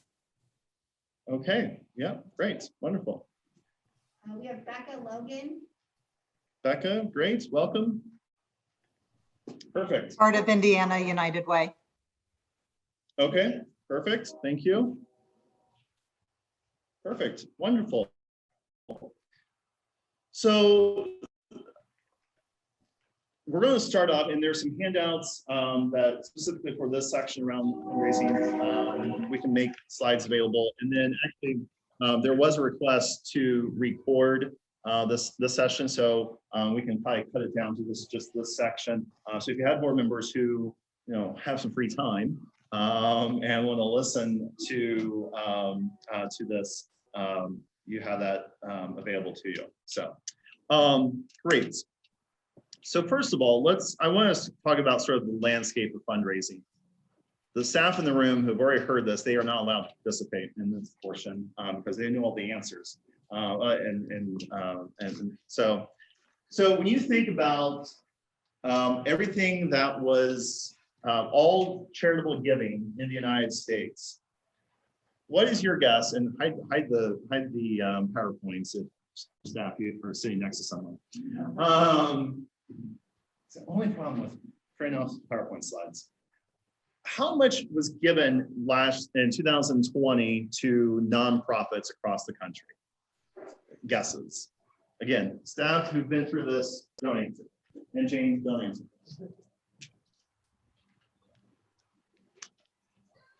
Any guesses?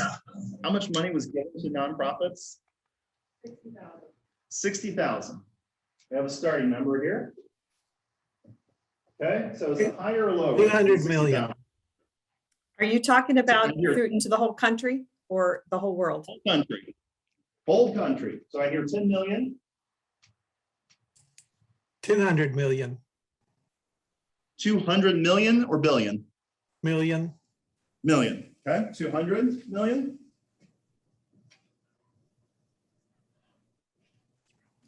Any other guesses? Higher or lower than 200 million? Higher. $1 billion. To give you perspective, Mackenzie Scott, Jeff Bezos' former wife, last year in 2020 gave close to $50 million just herself. Okay, so there's context for you. So higher than 200 million because that's just one, a quarter of that is just one donor. So anyone else want to make a guess?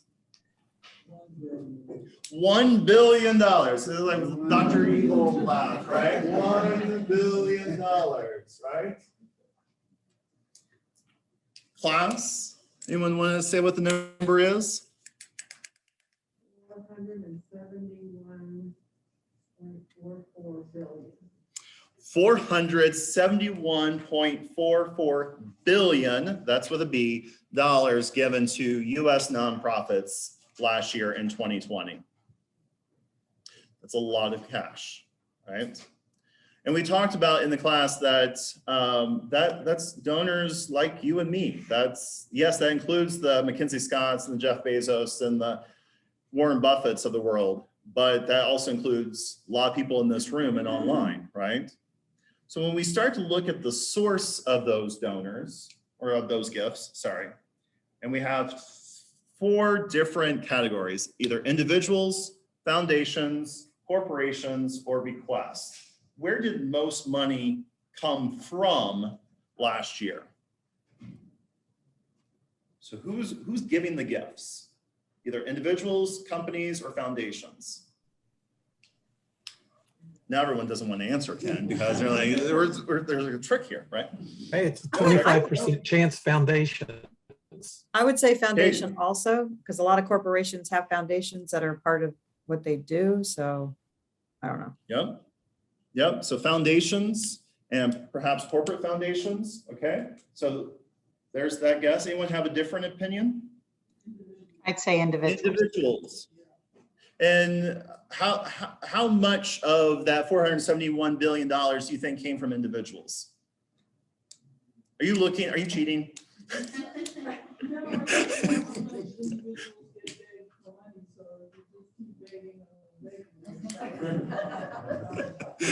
So the comment in the back of the room was, if you keep begging and begging, you know, they'll eventually give. So the answer is, for everyone's benefit, 69% of all giving, of all $471 billion came from individuals in 2020. Foundations are just shy of 20%, but that was a big increase in 2020 only because that included a lot of COVID relief. So foundations like the Community Foundation, Ball Brothers, and others gave a lot more last year because of many organizations really needing it at the time, right? But you see individuals, 69%, but they also are included in that bequest, right? And some people in the room and online have already heard this joke, but you look at it, bequest, who gives a bequest? CS, go ahead and say it. You can say it. Dead people. Dead people? Yes. Yeah. Dead people, yes.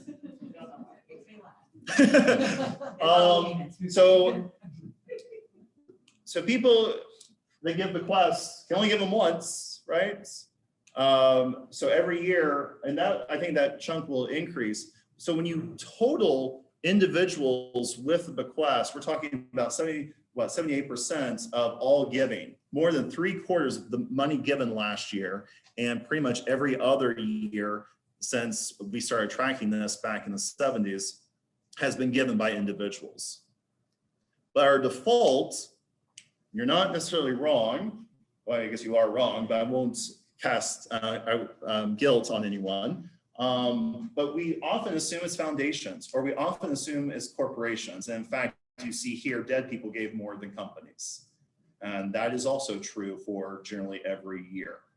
So when we think about fundraising and we sit around the boardroom talking about who to approach for gifts, generally we talk about foundations and corporations. And the challenge with that is we're going to the smallest segment of the pie, especially in corporations.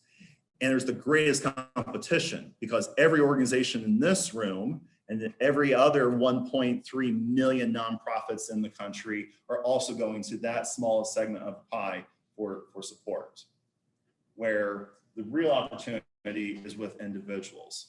The other thing is, as we'll see in the next slide, individual giving was up, foundation, of course, because of COVID relief was up, and bequests were up, not because more people died last year, but rather the amount that was given by or through a bequest increased last year. But corporate giving was the only one that went down. And don't give me what companies suffered in 2020, because a lot of individuals suffered and a lot of companies did awfully very well in 2020. So it's an easy thing during recessions or an economic crisis or a pandemic, it's an easy place for corporations to cut. So in terms of when we're approaching donors, individual donors are going to be much more reliable than others. We also know that in a year like right now, where we've had record stock performance, there's more money to be given by individuals right now than there ever has been. And also some favorable tax laws that will help giving continue this year. So where does the money go? You won't be surprised to learn that most of it goes to religion. That continues to decline with religion or affiliation with religion, but it's been continued to be the top one. And I'll save the people who've already heard this before. The reason why religion, and you can come up with all the obvious reasons why religion is number one, but a big part of that is because they ask 52 times a year at least, and many times additional. In fact, I just got another appeal from our church just this week after I just gave last month. to a special appeal, in addition to our monthly gift, right? But they ask, and they have no fear in asking, right? Education, we have Ball State right here, and probably some Ball State alumni. We have, Kelly, head of the foundation here, used to work for Ball State. Why your ed is number 2? Again, you come up with all the obvious reasons, affiliation and connection and affinity and all these things. The real reason, football. Yes, football works too. Football, from your perspective, Jane, like all the athletics, they get all the money, right? It's not the academic side, right? But the reason, they fund it. They put money behind it. I don't know how many development officers Ball State has, but it's more than any one of your organizations. The same thing for, I shared this already with the group, but it's worth mentioning with staff or with board members in the room. You know, as one of my business partners said, anyone move recently?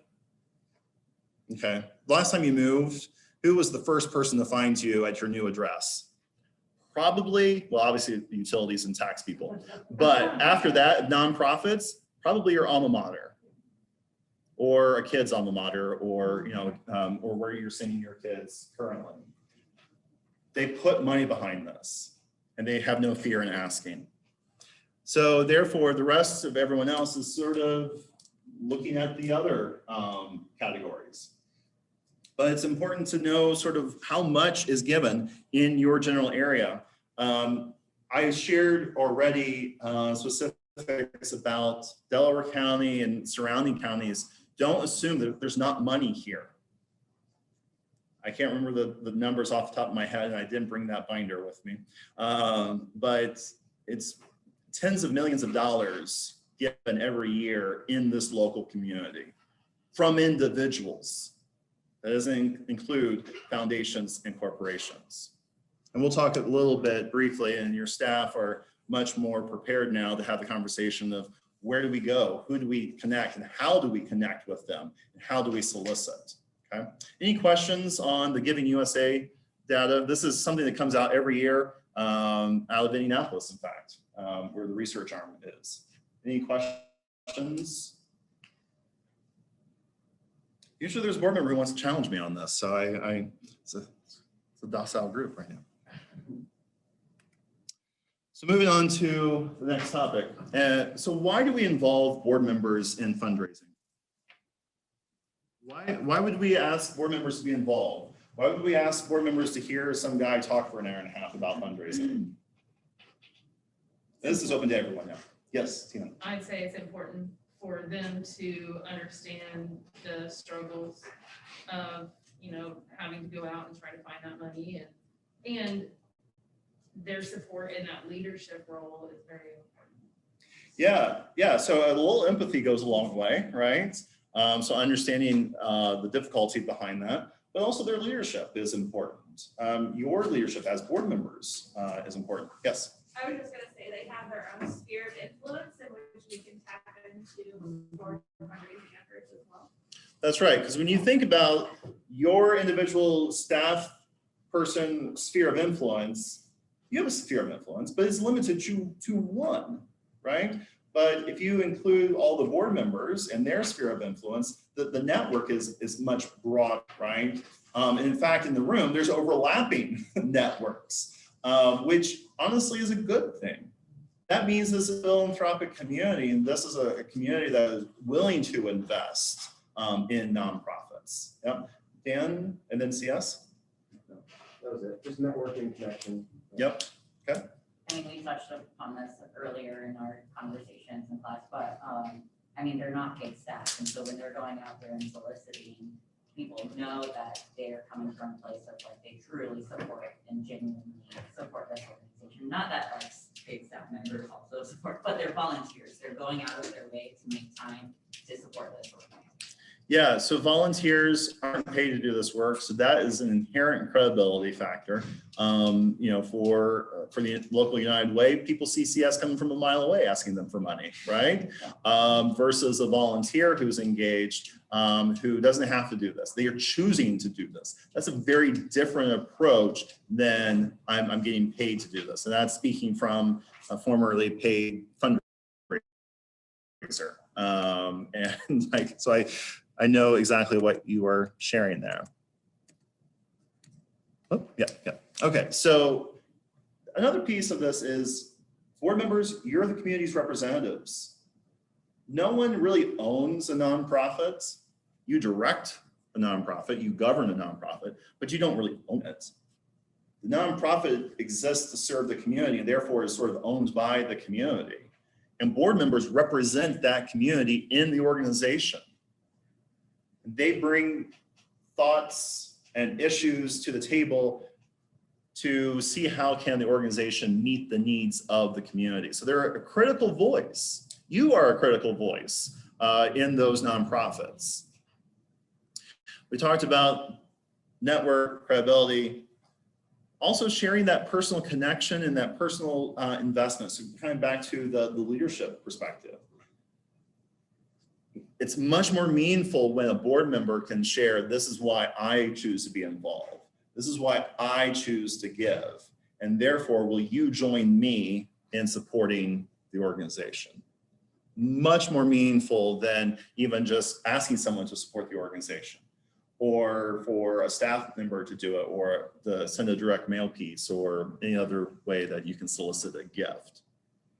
So as board members, I encourage you to think through what, if you're going to sit down across the table from someone that you want to solicit a gift, how would you talk about your involvement in the organization and why do you do this? Because that's really powerful. And you can find connections, and especially if you're talking to existing donors of your organization, you're going to find common ground with those folks. You can start to build a relationship. And despite what you may think about fundraising at the end of the day is about relationship. Relationship between donor and solicitor, donor and organization, and so forth. Few people get involved in nonprofits that don't care about other people or animals or the environment or the arts. They care about the vibrancy of the community and how all those different groups contribute to a vibrant community. So connect with people. As I always tell people, our clients especially, this is human work. Put some human connection into this. Even if it's for the arts or for the environment or for animals, there's still people benefiting from that work. So put the human into the work. So beyond some of these important yet somewhat secondary reasons why we involve board members in fundraising, are some of the legal obligations of board members. So page 4 of your handouts for everyone who's already in the room, or if you're following along with the ones that Callie printed out again, you have a detailed outline of legal duties of a nonprofit board. This is based off of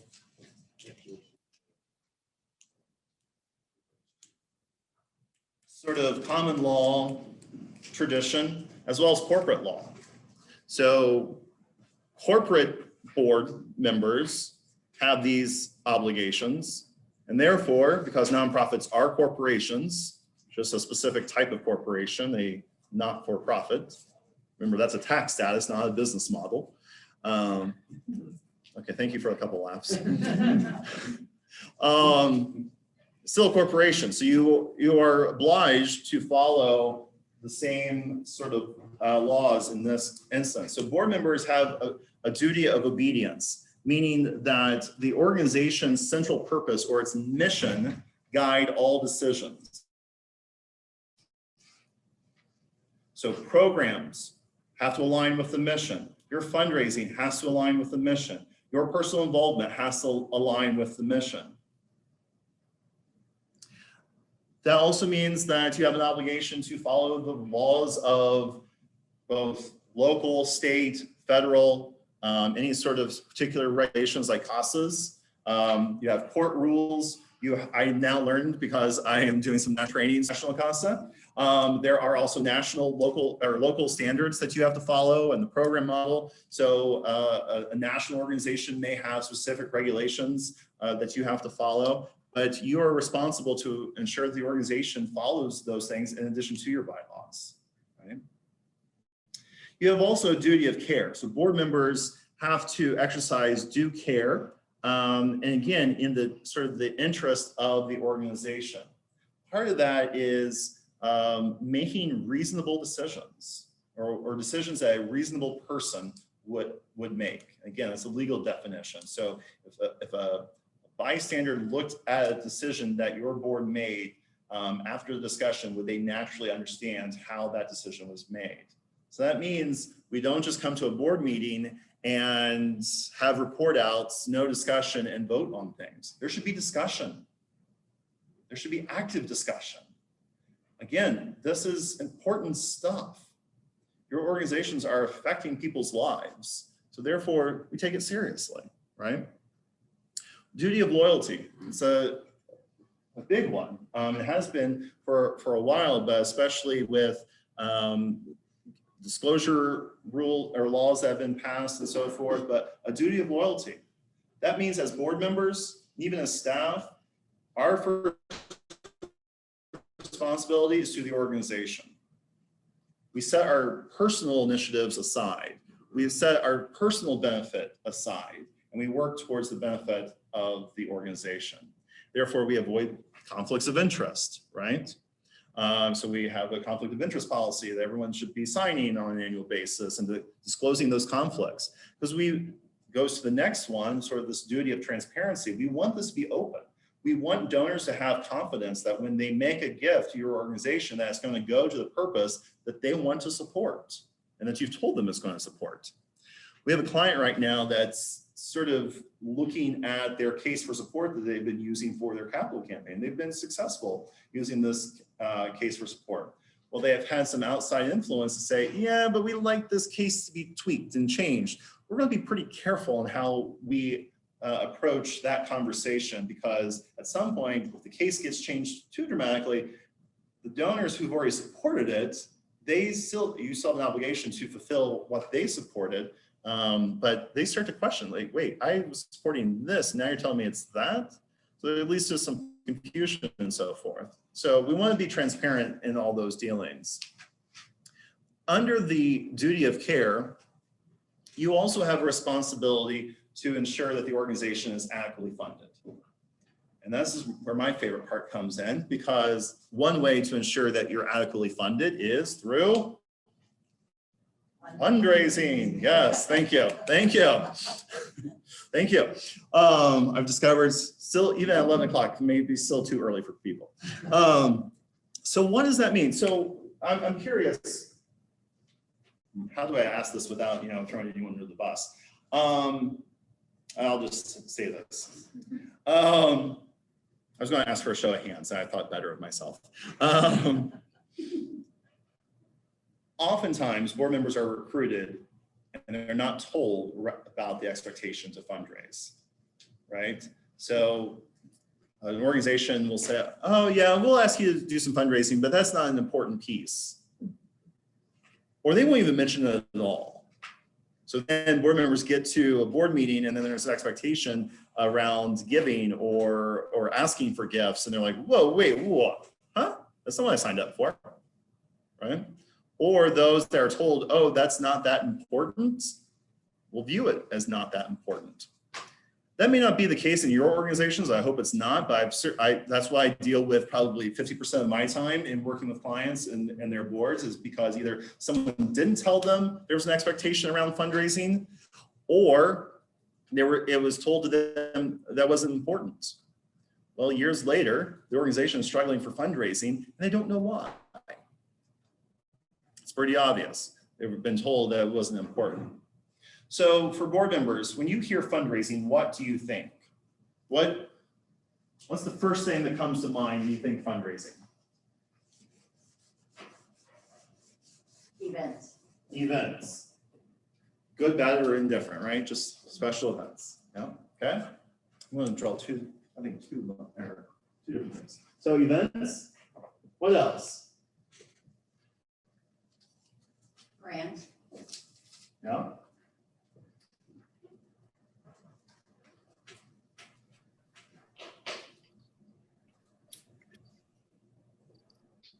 What emotion comes up when you hear the word fundraising? Ugh. I'm sorry, repeat that again. I said ugh. Ugh. Thank you, Carter. Yeah.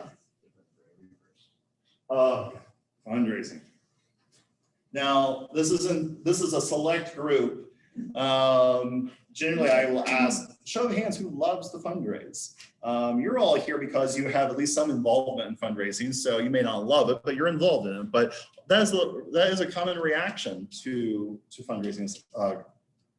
What other emotion? Hesitation. Hesitation. Yep. Intimidation. Yep. All of the shuns, right? Yeah. Half the room can't see this anyway. So yeah, hesitation. But also, where does that hesitation come from? I mean, it could be not, hesitation in asking for money. Not everybody's comfortable approaching somebody and asking for money. That's right. Yeah, there's a lot of fear around asking for money. First of all, it's a topic that we're told not to discuss, right? As little kids, don't talk about money, don't talk about politics or religion, right? That's a piece of it. But I think there's also that fear of rejection. And we've talked about this as a group as well. That's where that hesitation generally comes in. I like to tell board members especially that in asking, the worst thing someone can say is no.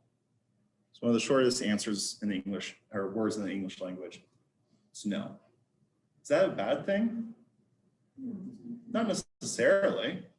Because no doesn't always mean no forever, or no, get out of my office, don't ever speak to me again. Or don't take it personally. Don't take it If they know personally. you, they're not. Exactly. It's not no to you personally. I think some of the, honestly, some of our most successful fundraisers that we work with as volunteers are generally those people who do have that healthy sort of fear or hesitation. The volunteer in the room who says, I'm not good at asking for money, I will not be good at this, are generally the ones that are the best. Because there's sort of this, they understand that sort of that disconnect between, it's not about me, I'm not asking for myself. I'm really asking on behalf of someone who can't or won't ask for themselves, right? And therefore, they can kind of separate it out. But yeah, that fear is definitely the case. So we have events and grants. What other things are a part of fundraising? What other activities are a part of fundraising? Phone calls, meetings, lots of meetings, lunches. What? So those phone calls, lunches, and meetings, are they all asking? Relationship. They could be relationships. So stewardship. So actually thanking donors for their gifts, right? Showing them how their gift was used and what difference it made, right? That stewardship piece. Yep. What else? Reporting back your fundraising results. So your donors know where it's gone, how successful you've been.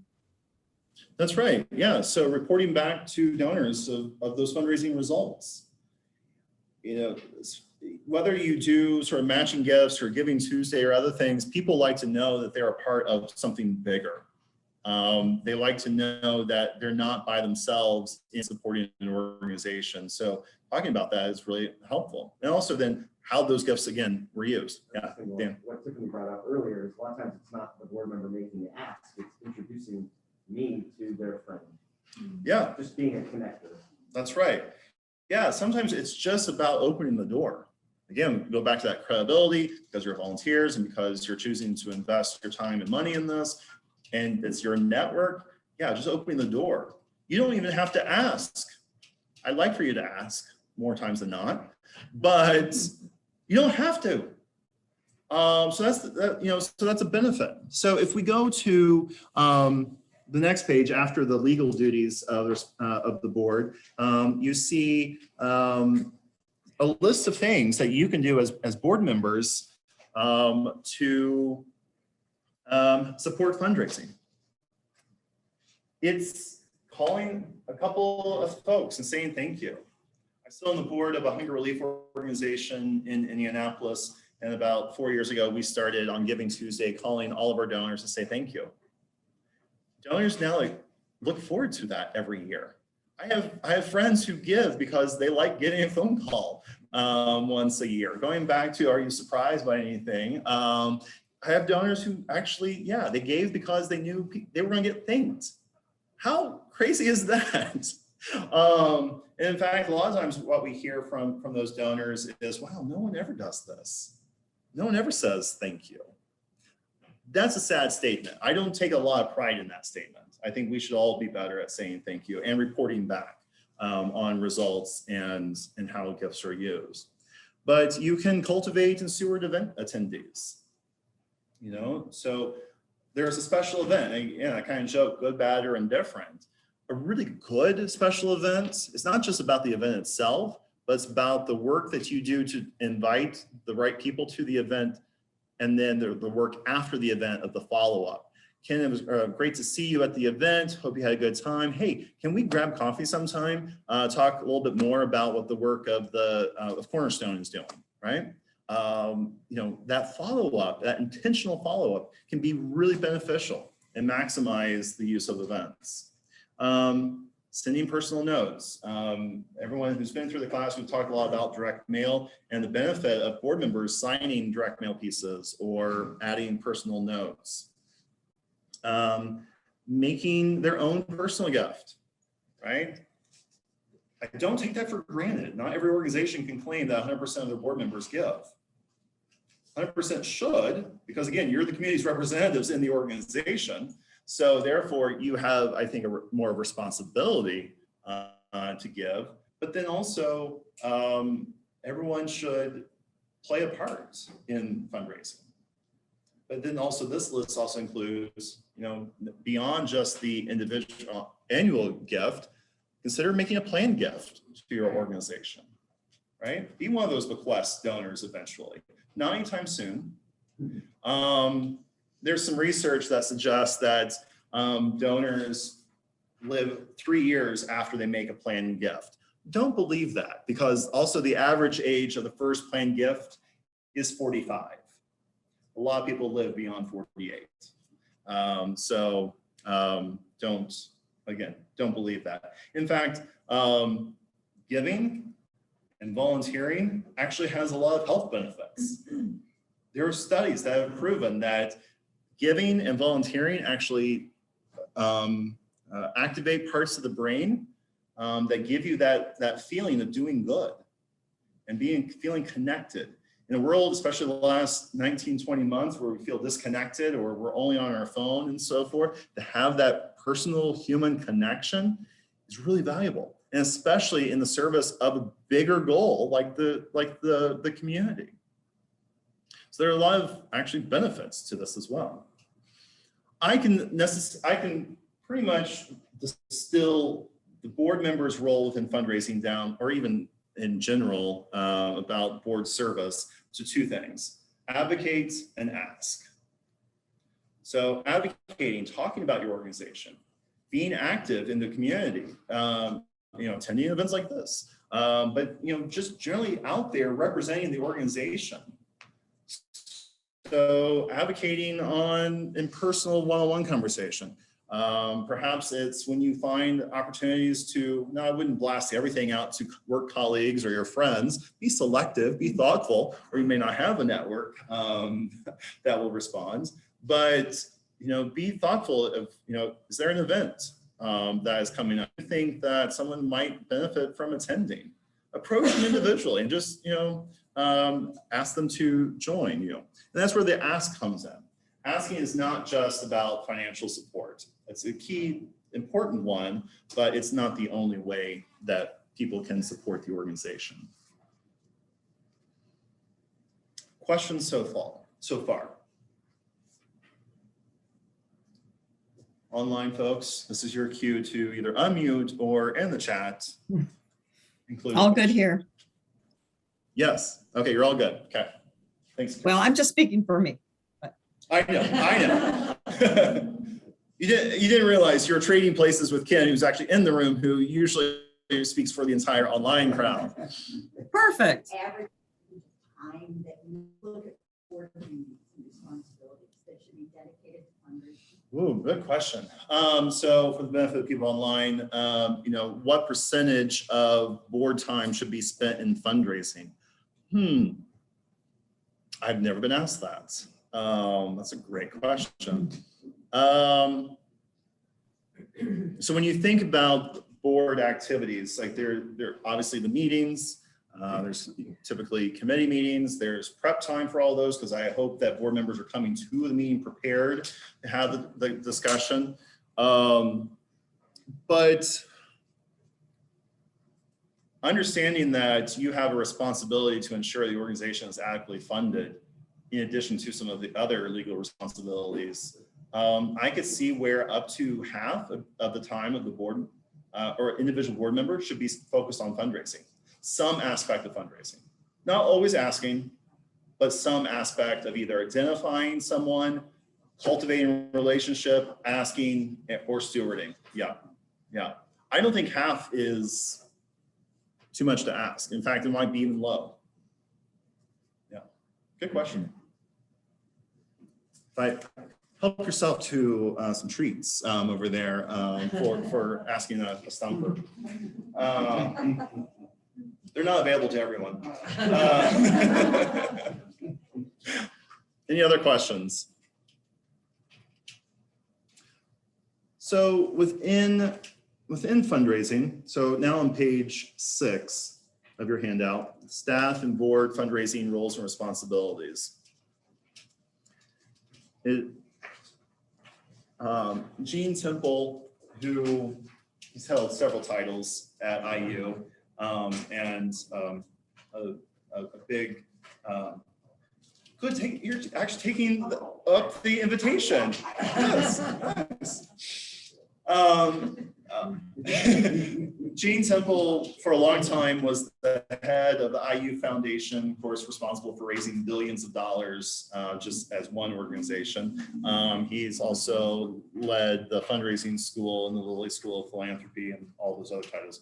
He wrote in one of his books, sort of looking at what are the responsibilities, the different fundraising activities, and who is responsible for those.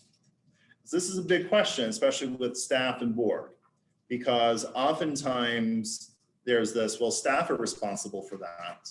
And staff look at it and say, well, the board's actually responsible for that. So here's the authoritative list, not just because I said it, but because someone else you've never met has said it. But trust me, it's a good one to listen to. So the staff or the lead fundraising volunteer, because in some cases, there may not be staff members, right? So who is that lead fundraising volunteer? That person is ultimately sort of responsible for ensuring that there is a case for support and materials, and good materials, not just materials to hand out, but compelling materials to help share the story. They're also typically responsible, or they delegate that responsibility to someone for marketing the organization and doing mass communication. Staff or lead volunteer, you're typically doing the direct mail solicitation. And yes, for board members in the room who don't want to do direct mail, it is really important, and your staff can tell you now why it's very important. And it's worth the cost. Provide follow-up to solicitation calls. Board members and fundraising volunteers are not expected to be experts in your organization. Okay, so like with the CASA organization, you as a board member, you don't have to know all the ins and outs of the organization, right? And you won't, right? That's why we have staff. If you're talking with a donor, whether you're asking for a gift or you're just updating them on something, it is 100% okay to say, you know, I don't know the answer to that question, but I know someone who does likely know the answer to that question. I'm going to ensure that they follow up with you.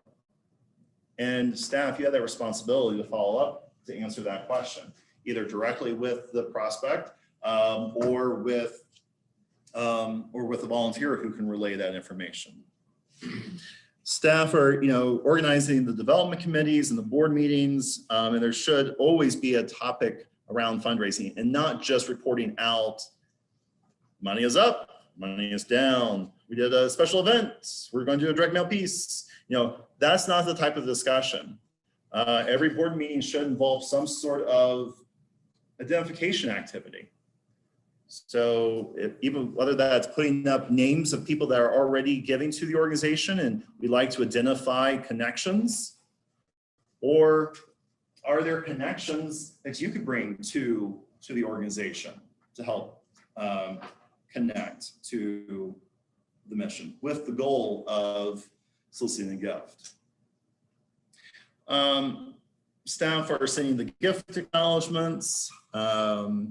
Typically they do the special events and grants, and isn't it ironic that the first two things people said as fundraising activities are purely, generally staff directed things. It's not uncommon for that to be the case, or that be the response. But board members often mention things. That's why typically foundations are listed as a source, as the first source, because again, board members typically, unless it's an all volunteer led organization, typically don't get involved in grant writing. So it's an easy way to say, yeah, I participated in fundraising, but you really didn't. So same thing with special events. Yeah, Aaron. I was just wondering, so when we talk about things happening in a board meeting, so if you have a 1 hour board meeting and some of that time for a board meeting is a little bit of identification, who typically prepares that? Is that something that the executive director is supposed to prepare and make available to everybody and lead that conversation, or should that be generated by the board? Great. I would say that the staff person should probably prepare the activity. In some cases, going to lead it as well, but wouldn't it be great if the development committee chair or someone from the board actually led that? Now, that doesn't exist in every board currently. That's something to work towards, right? Do we recruit board members who either have fundraising experience or maybe fundraise for other organizations who can lead that conversation?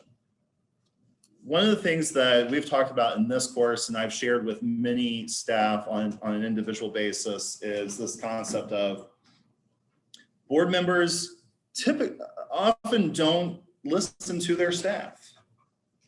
They listen to peers on the board. So if a peer, now after attending this session and talking with your staff, maybe talk to your staff and say, well, what would be most helpful for me to bring up in the next board meeting about fundraising? Because it's going to come across more in a more meaningful way coming from a peer than it is ever going to come from a staff person. And it's one of those things about the relationship and the dynamic I don't like, but it's reality. Even me coming up from, driving 45 minutes from Indianapolis, all of a sudden I'm an expert more than your staff person that you've hired and you work with every day. So to answer your question more succinctly, you're probably preparing the activity. At some point, you'd like to get to a point when board members are actually facilitating that conversation. And you also as staff might be following up. So ensuring that, if Jennifer identifies a name that she knows and she's willing to solicit, you may follow up and say, do you have everything that you need to do that? So yeah, good question. Okay. So responsibility is the board within fundraising. So making their own personal gift. That's huge. You can't ask for a gift if you haven't made one yourself. Trust me, I've seen volunteers try this. It does not end well. There is something worse than no. I said there wasn't. I just realized, yes, there is something worse than getting a no. Yeah. Yeah, so the paradigm or the conversation goes like this. Hey, Dan, would you be willing to support the organization $500? And the response is Sure, I'll give whatever you give. yeah, I'll match you. Oh, well, I haven't made a gift. Oh, Why not? why not? Aren't you on the board? Right? Those types of questions. So that does not mean, that's not a reason to disengage from fundraising. It's a reason to give in order to speak confidently. Because again, donors are they're going to be more likely to give a gift if you can say, Dan, I'd like for you to join me in supporting this organization. And then it doesn't even, sometimes it will come up, well, how much did you give? You know, I'll give that. I like to say, will you join me in making a sacrificial gift or a stretch gift? I've made a stretch gift to this organization. I'm not asking you to do any more than I did myself. Now my stretch might be $1,000. Dan's stretch is $25,000. Yeah. I mean, we all knew that. And if you weren't here earlier, Loretta's a $500,000 donor. So stretch and sacrifice are all relative terms. Yeah, Dan. It's probably helpful with the board members in the room to talk about why also it's good to have board giving 100%. Yeah. Is that when us development people are filling out grant applications, they always ask that question. Yeah. And it's really hard and somewhat embarrassing if you have to answer, no, but we don't have 100%. Yeah, Dan's right. So for those online, your staff are writing grant proposals that generally ask, do all board members support the organization? I don't know how much that weighs in the decision as I look to our community foundation representative in the room, but it does matter. Again, if you're allegedly involved in the organization and you don't support it, why should anyone else? If you're not willing to give your gift, why should anyone else? And again, I don't think that's the case of any board member in the room today, but that may be the case some of your peers.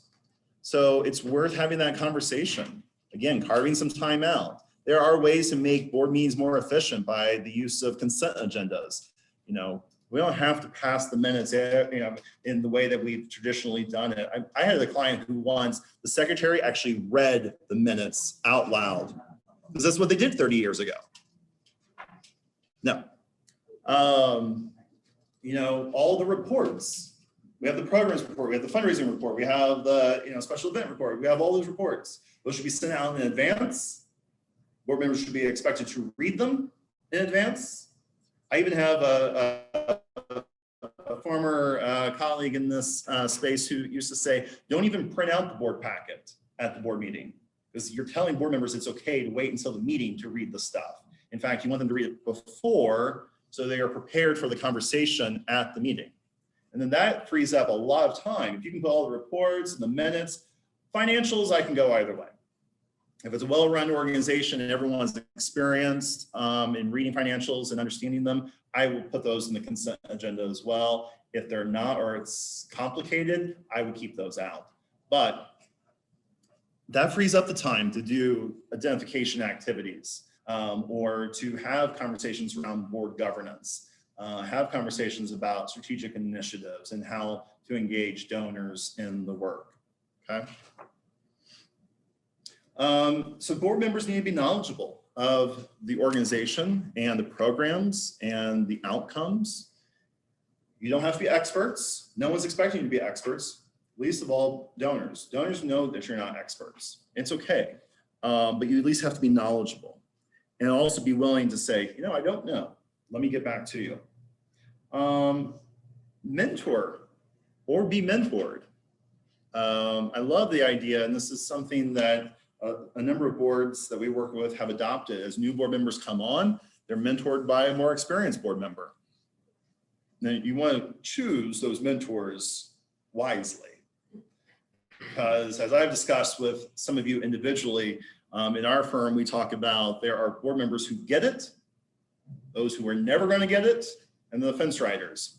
You want to mentor the fence riders because they have the greatest potential going either way. You do not want a never going to get it to be a mentor. In fact, you want to get rid of the never going to get it.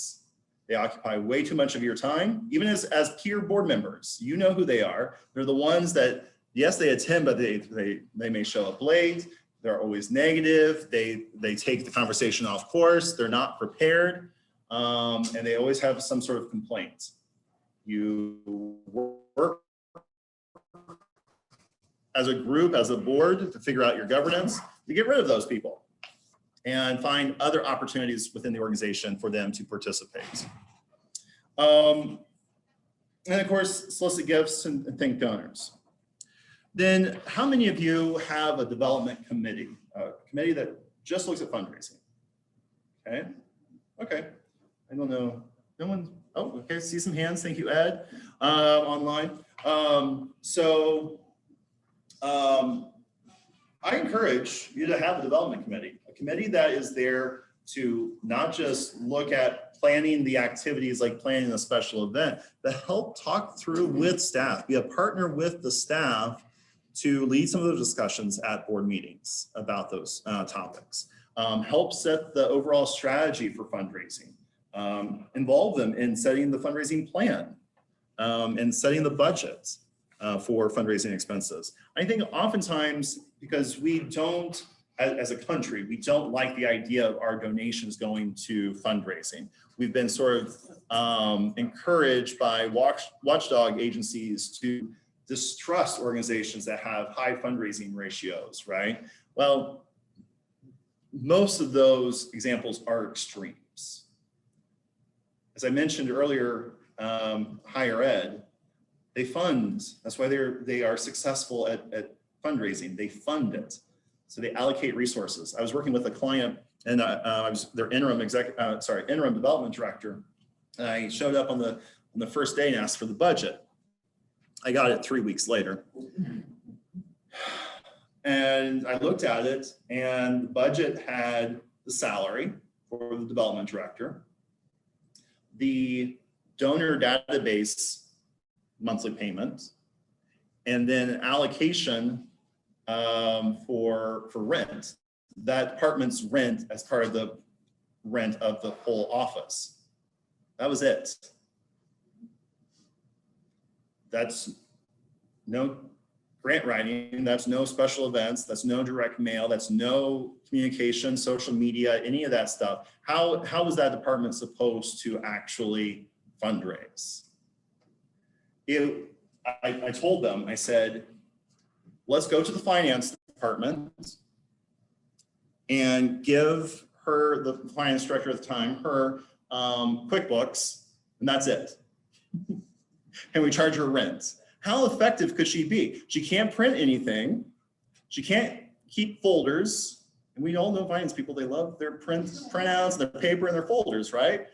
They don't get pencils. They don't get a calculator. How effective could they be? But we say what they always say to us in development. Oh, but we gave you a database, right? As if that's going to solve all problems. Or even when oftentimes when organizations hire their first development director, well, we hired you, right? Well, yes, you did. And whether that's a development director or executive director doing development, just because you've hired the person doesn't mean you've actually resourced the person. Again, in your programs, I think about last time we had the Boys and Girls Club. How effective could programs be at the Boys and Girls Club without basketballs, right? Fundraising is a critical mission-based activity for your organization. It's what funds everything else. So it has to be funded. It has to be supported. And that's why, again, this conversation is better had coming from me than staff in the room, because again, I traveled 45 minutes from Indianapolis to share this message with you. And therefore, I'm an expert.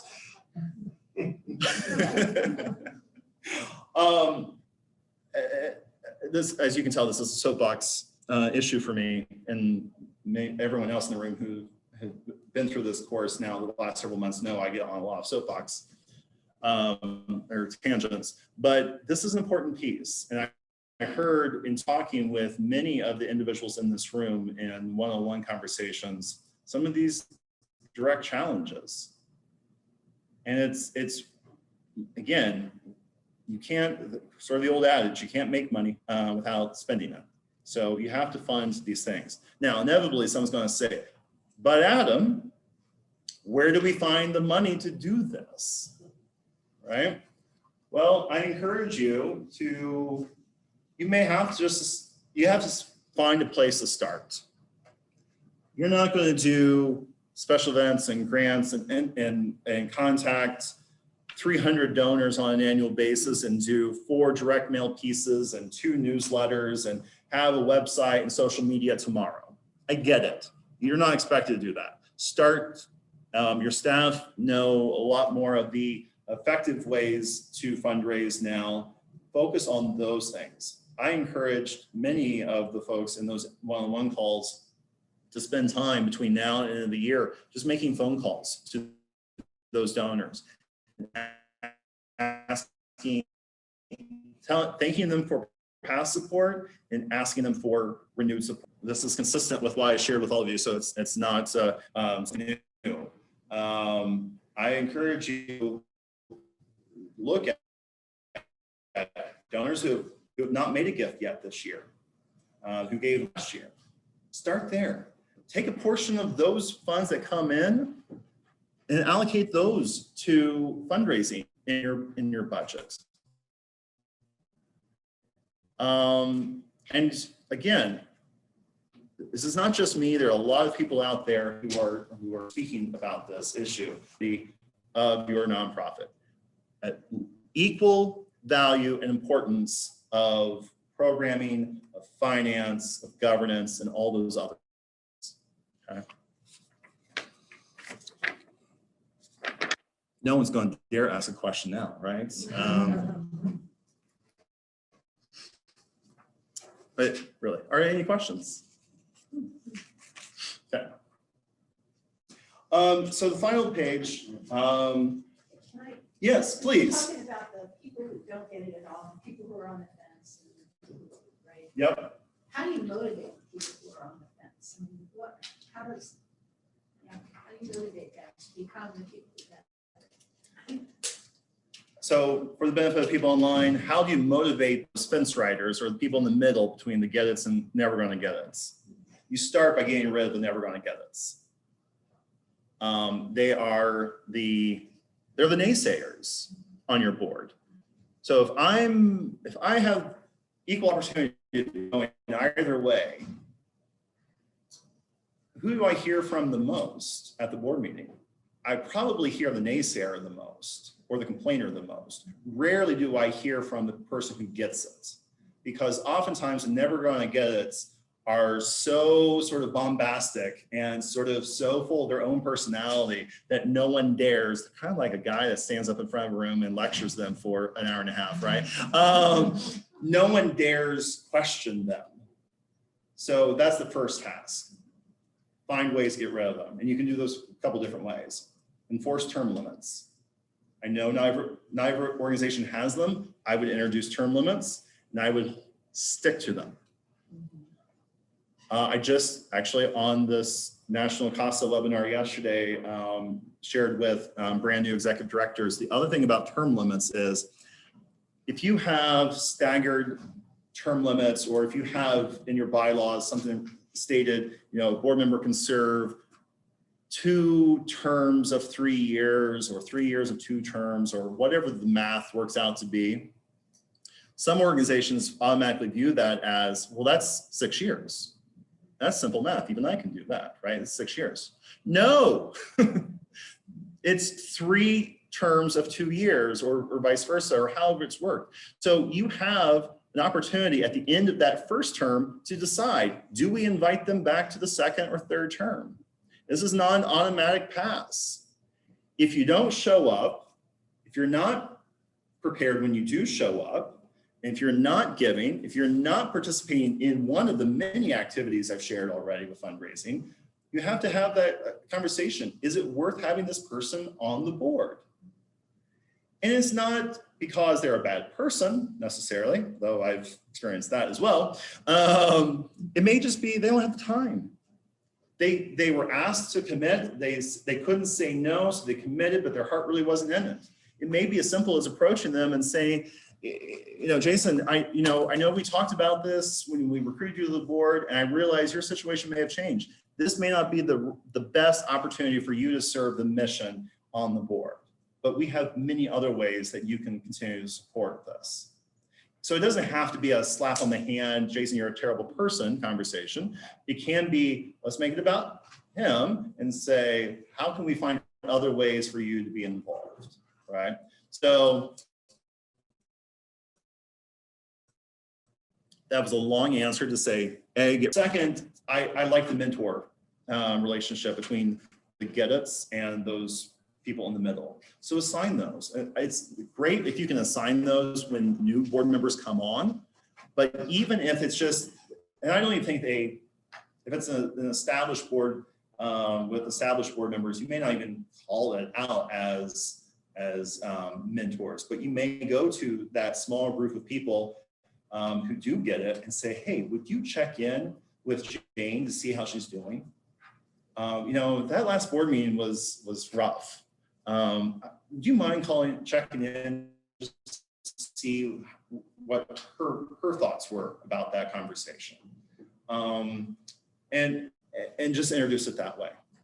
I think the other thing that you can do is, as much as possible, sort of show them through resources or experience what good governance does look like. I'm certain Cali Community Foundation has access to Board Source and probably would make that available, or individual resources out to any of the grantees that you work with. So Board Source is a national organization, resource organization. They have topics related to board from literally A to Z. And they have it for all different levels of experience. So maybe it's just understanding what board governance is and what it is not. Board governance is, I mean, Soup Kitchen is a little different because you know, it's primarily volunteer led, but in general, board members should not be involved in day-to-day. A staff member should never have to say, my board is a micromanaging board, because that's not governance. That's management. Management is the staff's responsibility.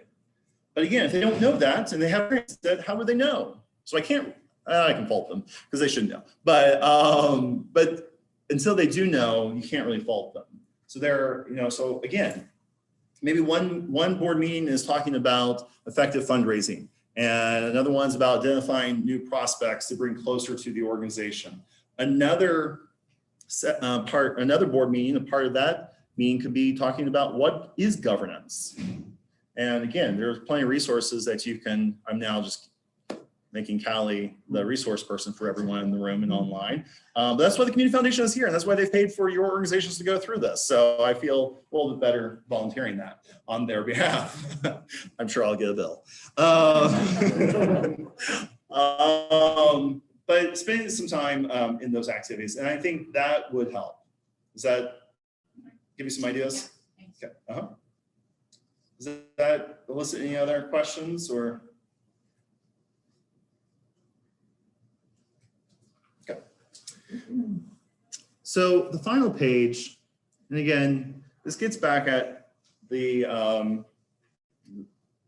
so this lovely chart here. This was actually developed by another fundraising consultant, Mark Pittman. A really good guy. He lives in South Carolina, always wears a bow tie. In fact, his business cards are bow ties. Or the shape of. At one point, he was given advice that Indiana had really favorable nonprofit laws, which they do. And that's why a lot of fraternities and sororities are located here. But he's in South Carolina. So he thought that because of our favorable laws, there would be a lot of nonprofits here that he could work with, and people want to work with local. So his phone number is actually a 317 number, even though he's in South Carolina. More information you need to know, but that's why I was chuckling when I remembered who developed this. Again, kind of walks through, and I realized I included, this is from a client that we worked with called SAWS. So if you see that referenced here, it's an organization in Indianapolis. But again, goes back to, there are a variety of ways to be involved. And we talked about in this course with the participants that their fundraising is split into really 4 different types of activities. Identification, so identifying who's going to support that. Understanding, are they new donors, prospects, are they existing donors, or have they not given for a while? And the uniqueness of those groups and how to approach them. Cultivation, fancy word for relationship building. We also talked about that every single donor has 3 things. They have linkage, interest, and ability, right? Anyone from the class want to remind everyone what linkage is? Put people on the spot. This is reaching way back. How they have a connection to the. Yeah, what is the level of connection that they have with the agency? So are these donors past participants or past beneficiaries or parents of participants? Are they committee members? How are they involved or connected to the organization? Interest. What's interest? What are their interests? What are their interests? But more importantly, Interested in? yeah, what are they interested in relationship to the agency? Yeah. Yeah. So how much do they care really about the work that you do? So if we have 5 initiatives, which one fits their interest? That's right. That's right. And it's also determining not just which of the 5 that they care about, but really how much do they care about? They may understand, about the neighborhood and that you have these initiatives, and they like the sort of after school type of initiative, but they only like it this much. Well, your gift is going to be proportionate to how much they like it, right? They may be interested in general, but this is how much they like it. Your gift is going to be like this, right? So interest is something that can be cultivated through cultivation, and linkage can also be cultivated. And then the final one is ability or capacity. And that is, of course, how much money they have, how much resources do they have to give. When we talk about donor prospects, whether it's foundations, corporations, or individuals, of those 3 things, what do we talk about the most? Anyone online? Kirsten, you're good for here. Oh, capacity. I was going to say, Capacity. capacity. Yeah. Yep. What's the one thing of those 3 that you cannot affect? Capacity. Ability and capacity. So not only do we talk about foundations, corporations, which is the smallest pie, when we eventually do get to individuals, we talk about, oh, well, they just sold that house and they moved, they're empty nesters now, and they have more discretionary money, or they had a really great business year. They're a $1,000 donor versus a $2,500 or $250 donor. Those types of things. When in reality, you can't affect that. You can affect how connected someone is.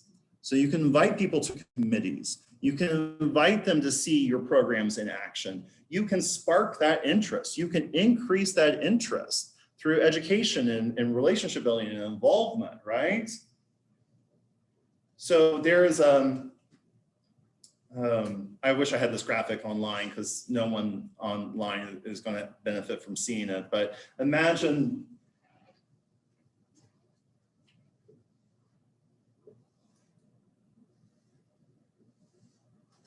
okay, so imagine a line graph here, okay? And so here is interest and linkage, and here is capacity. Okay, or ability. Well, if we drew a line straight up, Where those intersect is your gift. I can't, as Ken and I can said, you turn no, the, can you turn the camera to the board? Thanks. I know, it's not a great, okay. Yeah, there we go. That's why the technology sometimes is limiting. So on the y-axis, we have interest and linkage. On the x-axis, we have capacity. You got those x and y, right? Yeah. Never good at math.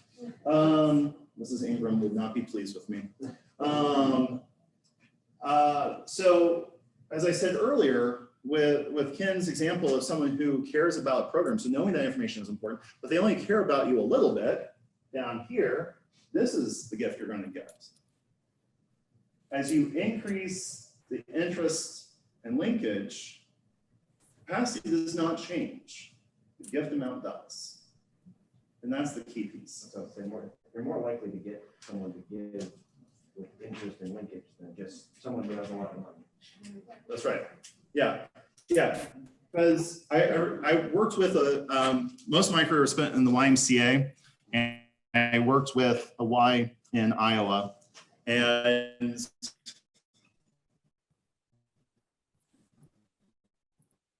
the executive director came to me and said, for money. Okay, that's nothing new.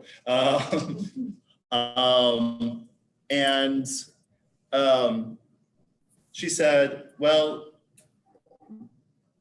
they don't like fundraising so much that they refuse to do any sort of annual fundraising. Okay, now the Y has a lot of earned income. Philanthropy only makes up, any one Y only makes up about 5 to 10% of their overall revenue. So it's not a big chunk anyway, but it's still important. It funds mission and so forth. Well, so she said, so the board has decided that, oh, by the way, this is not norm. Okay. There's a local branch exec here in Muncie who went out to become a CEO of a Y in Iowa. So I just realized John in the room probably knows Norm and knows that history. That's not him. Different one. So they said, you know, the board has come up with the idea that we're going to raise an endowment. We know 5 families in town that $1 million and $1 million for an endowment. I'm just listening. Thankfully, this was on the phone. This was pre-Zoom, or not pre-Zoom, but pre-ubiquitous Zoom. So I'm on the phone. They didn't have to see my face as they were describing this. And she said, so what do you think? Should they do an endowment campaign? I said, so I asked a couple questions. I said, so these 5 families, how many other organizations in this small community approach them? Well, everyone knows these 5 families. Okay. Of these 5 families, who has had any involvement with the Y? Probably one. But we figure if one falls, that was the term. If one falls, the others will follow. Okay. And you want to raise $1 million to $2.5 million. So your asks are going to be for any one of these families anywhere between $500,000 and $1 million. Yes? So you're telling me a board that won't ask for $1,000 on an annual basis is going to turn around and ask for $1 million. Are you sure that's the wisest decision? Because I'll tell you it's not. I believe, because I've raised money. At some point, gift size doesn't really matter. It's the same process whether you ask for 1,000 or $1 million. But it gets to this point of, though a donor's capacity may be $1 million or a potential $1 million gift, doesn't mean that that's going to come to you. And especially in a small community like this, where many donors are known and probably shared. We have examples of board members that are shared by organizations. So relying on capacity alone is not going to get those gifts. I equated it to this in this situation. I thought it was really smart. I kind of equated it to anyone, what do you think is an expensive bottle of wine if you went out to dinner? Give me a price. $80. Okay, so you go down to Beer Maze, you order an $80 bottle of wine. Aaron, when they bring you that $80 bottle of wine, what do? Do they just plop it down? They kind of show it to you, right? Well, after they show it to you, they uncork it, and then what? They give you a taste, right? And then what you get to decide at that point if I'm going to buy it or not, right? I've been with a donor who, in a dinner meeting, bought a bottle of wine. You know, it was more than $80. I imagine someone paying that much for wine, but whatever. He sends it back after they already uncorked it. Like, whoa, that's some serious sophistication there. Anyway, the point in that analogy is your donors are kind of like the restaurant customer. They have the capacity to buy the $80 bottle of wine, but they want to test you.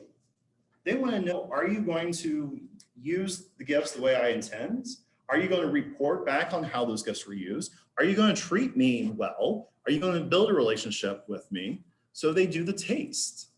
It's a lot easier to taste or sample an organization with versus going all in and making a large financial gift. All of that to say, the conversation at your board meetings about individual donors, let's shift that. So it's not just, yeah, capacity is important. Don't get me wrong. It's an equal third there. I'm just telling you, you can't affect someone's capacity. So in your conversations about donors, it's shift the conversation from how much could they give to how could we spark more interest in their with them, between them and us. How can we create better connections with them? I mean, you're likely going to still sort of categorize your potential donors or your current donors who you want to increase by gift level. You know, you want to be efficient, but change the conversation. Change the conversation to be, how can we build greater interest and build better connections between donors?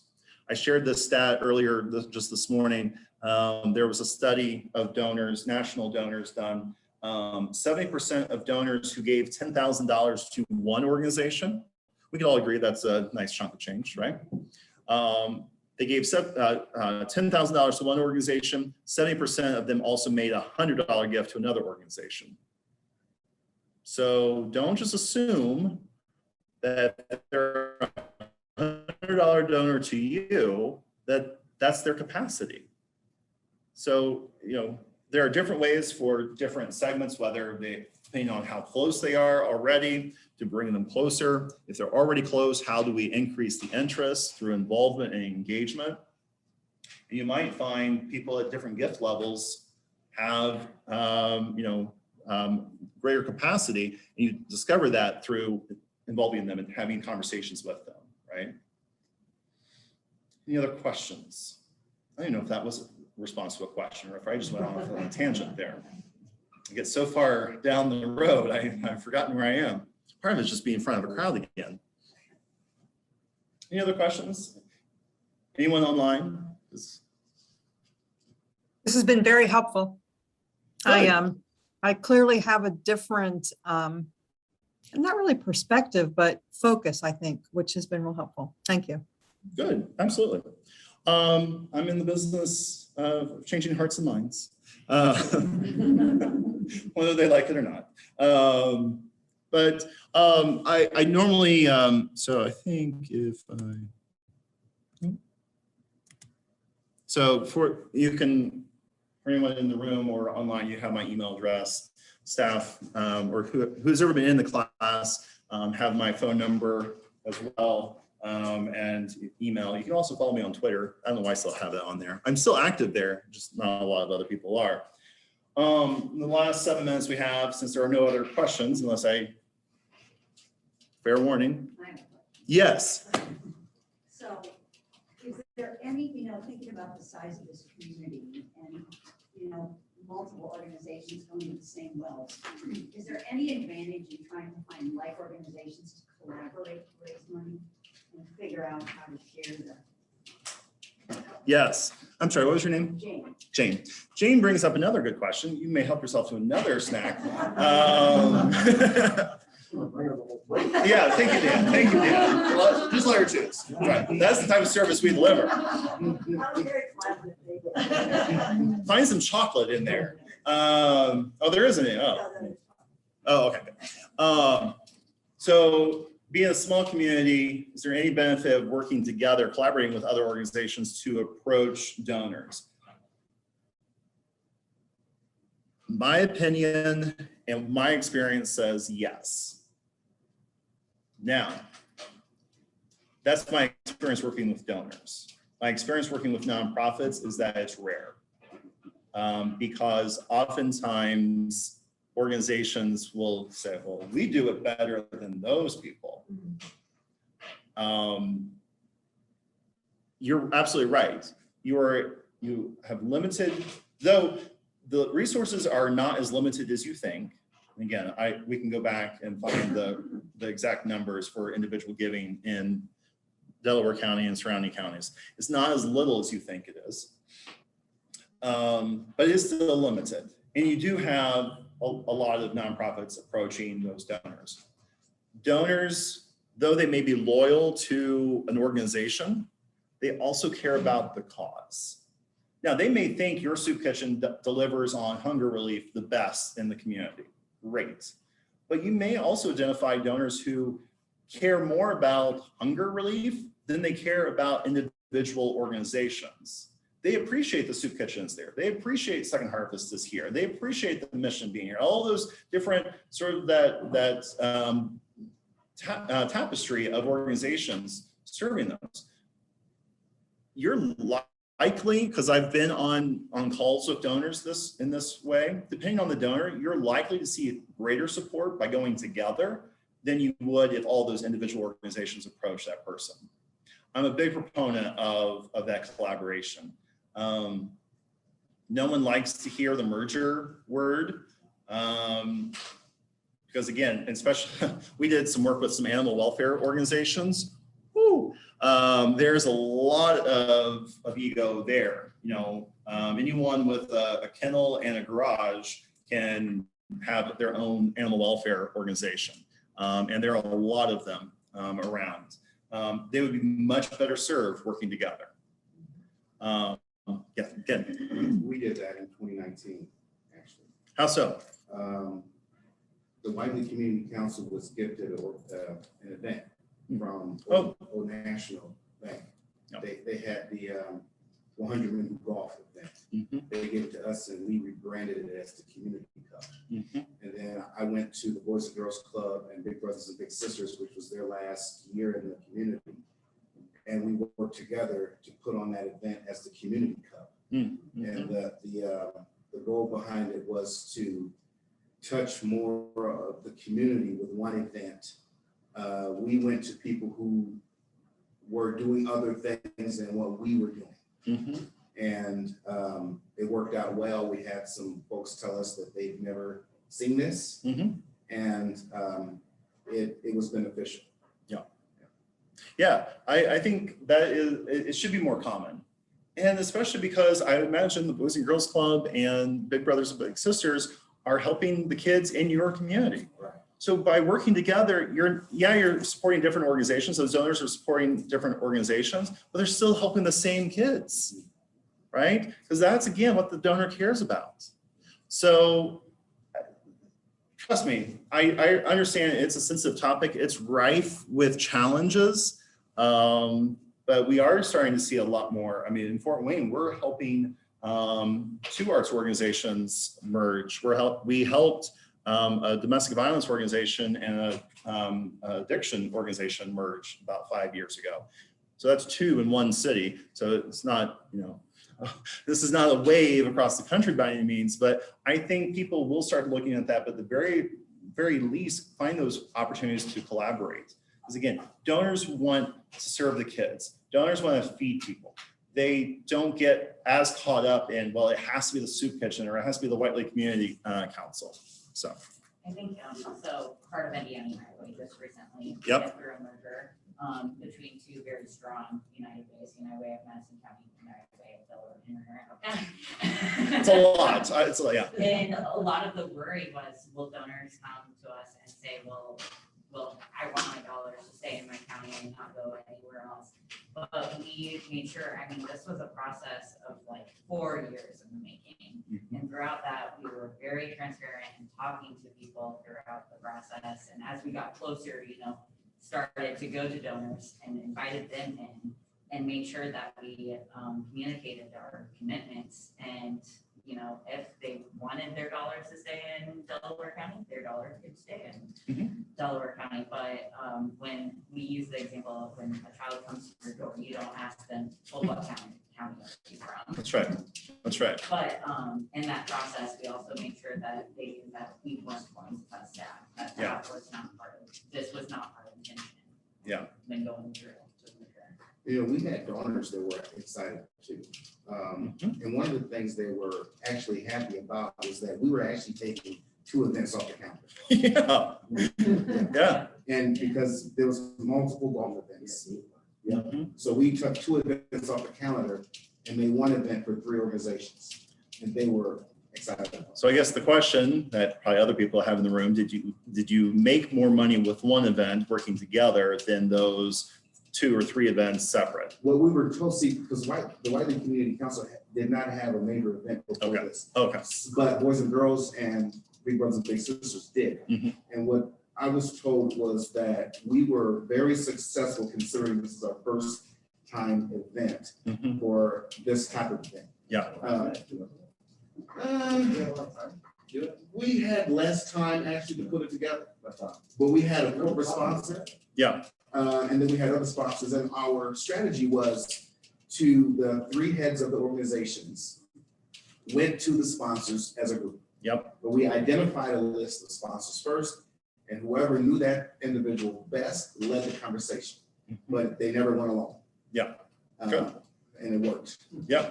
So again, you think about every sector that's represented in this room probably has a peer, at least 1 peer organization already in the community, but you could consider doing that, if not more, right? So we are up on our time, but I do want to just briefly share. So thank you, first of all, thank you to the board members that are in the room and online for taking that time. Thank you, of course, to all the participants who continued. We're not done yet. We'll be back in November to share that. But on a personal note, I usually save this for the last session, but because we have board members represented, I want to share this because I want to share the impact of your work as well. So I learned about philanthropy in Muncie. I learned it not because my family were large philanthropists or donors. I learned it because I was a recipient of many organizations' work. And actually not just in Muncie, but also in Anderson. At one point, my mom was in a relationship with my father. He was abusive. So she made that terrifying and courageous decision to leave, and we ended up living in a shelter in Anderson through the generosity of donors. Fast forward a couple of years later, there was a terrible custody dispute between my parents. I had a CASA. I received the benefit of a CASA volunteer to represent my voice in the organization or in court.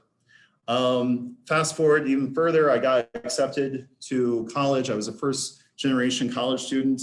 I received a scholarship from I'm sure they're still active, the Daughters of the American Revolution, of all places, here in town, that helped fund just books. So, and I went on and even in college learned, because I got to travel internationally. I got to travel for fun, for classes, but also to do service work. all of that funded by generosity of donors. In fact, I left college at a private institution with very little debt in comparison to my friends because of the generosity of donors. So I stand before you, and many people stand before you on any given day that benefit from the work that you do, either as staff or as volunteers and board members. The work that you do, like I said, is important. And I say that because I know that from personal experience. I know that I wouldn't be in front of you today if it weren't for some of the organizations represented here and certainly around the community. So again, thank you for your time. Go off, have these conversations. As I said, it's important work, it's worthy work, and know that you have resources here. Myself, Callie, the Community Foundation, the United Way, and everyone else here to support your work. So with that, thank you and enjoy the rest of your day.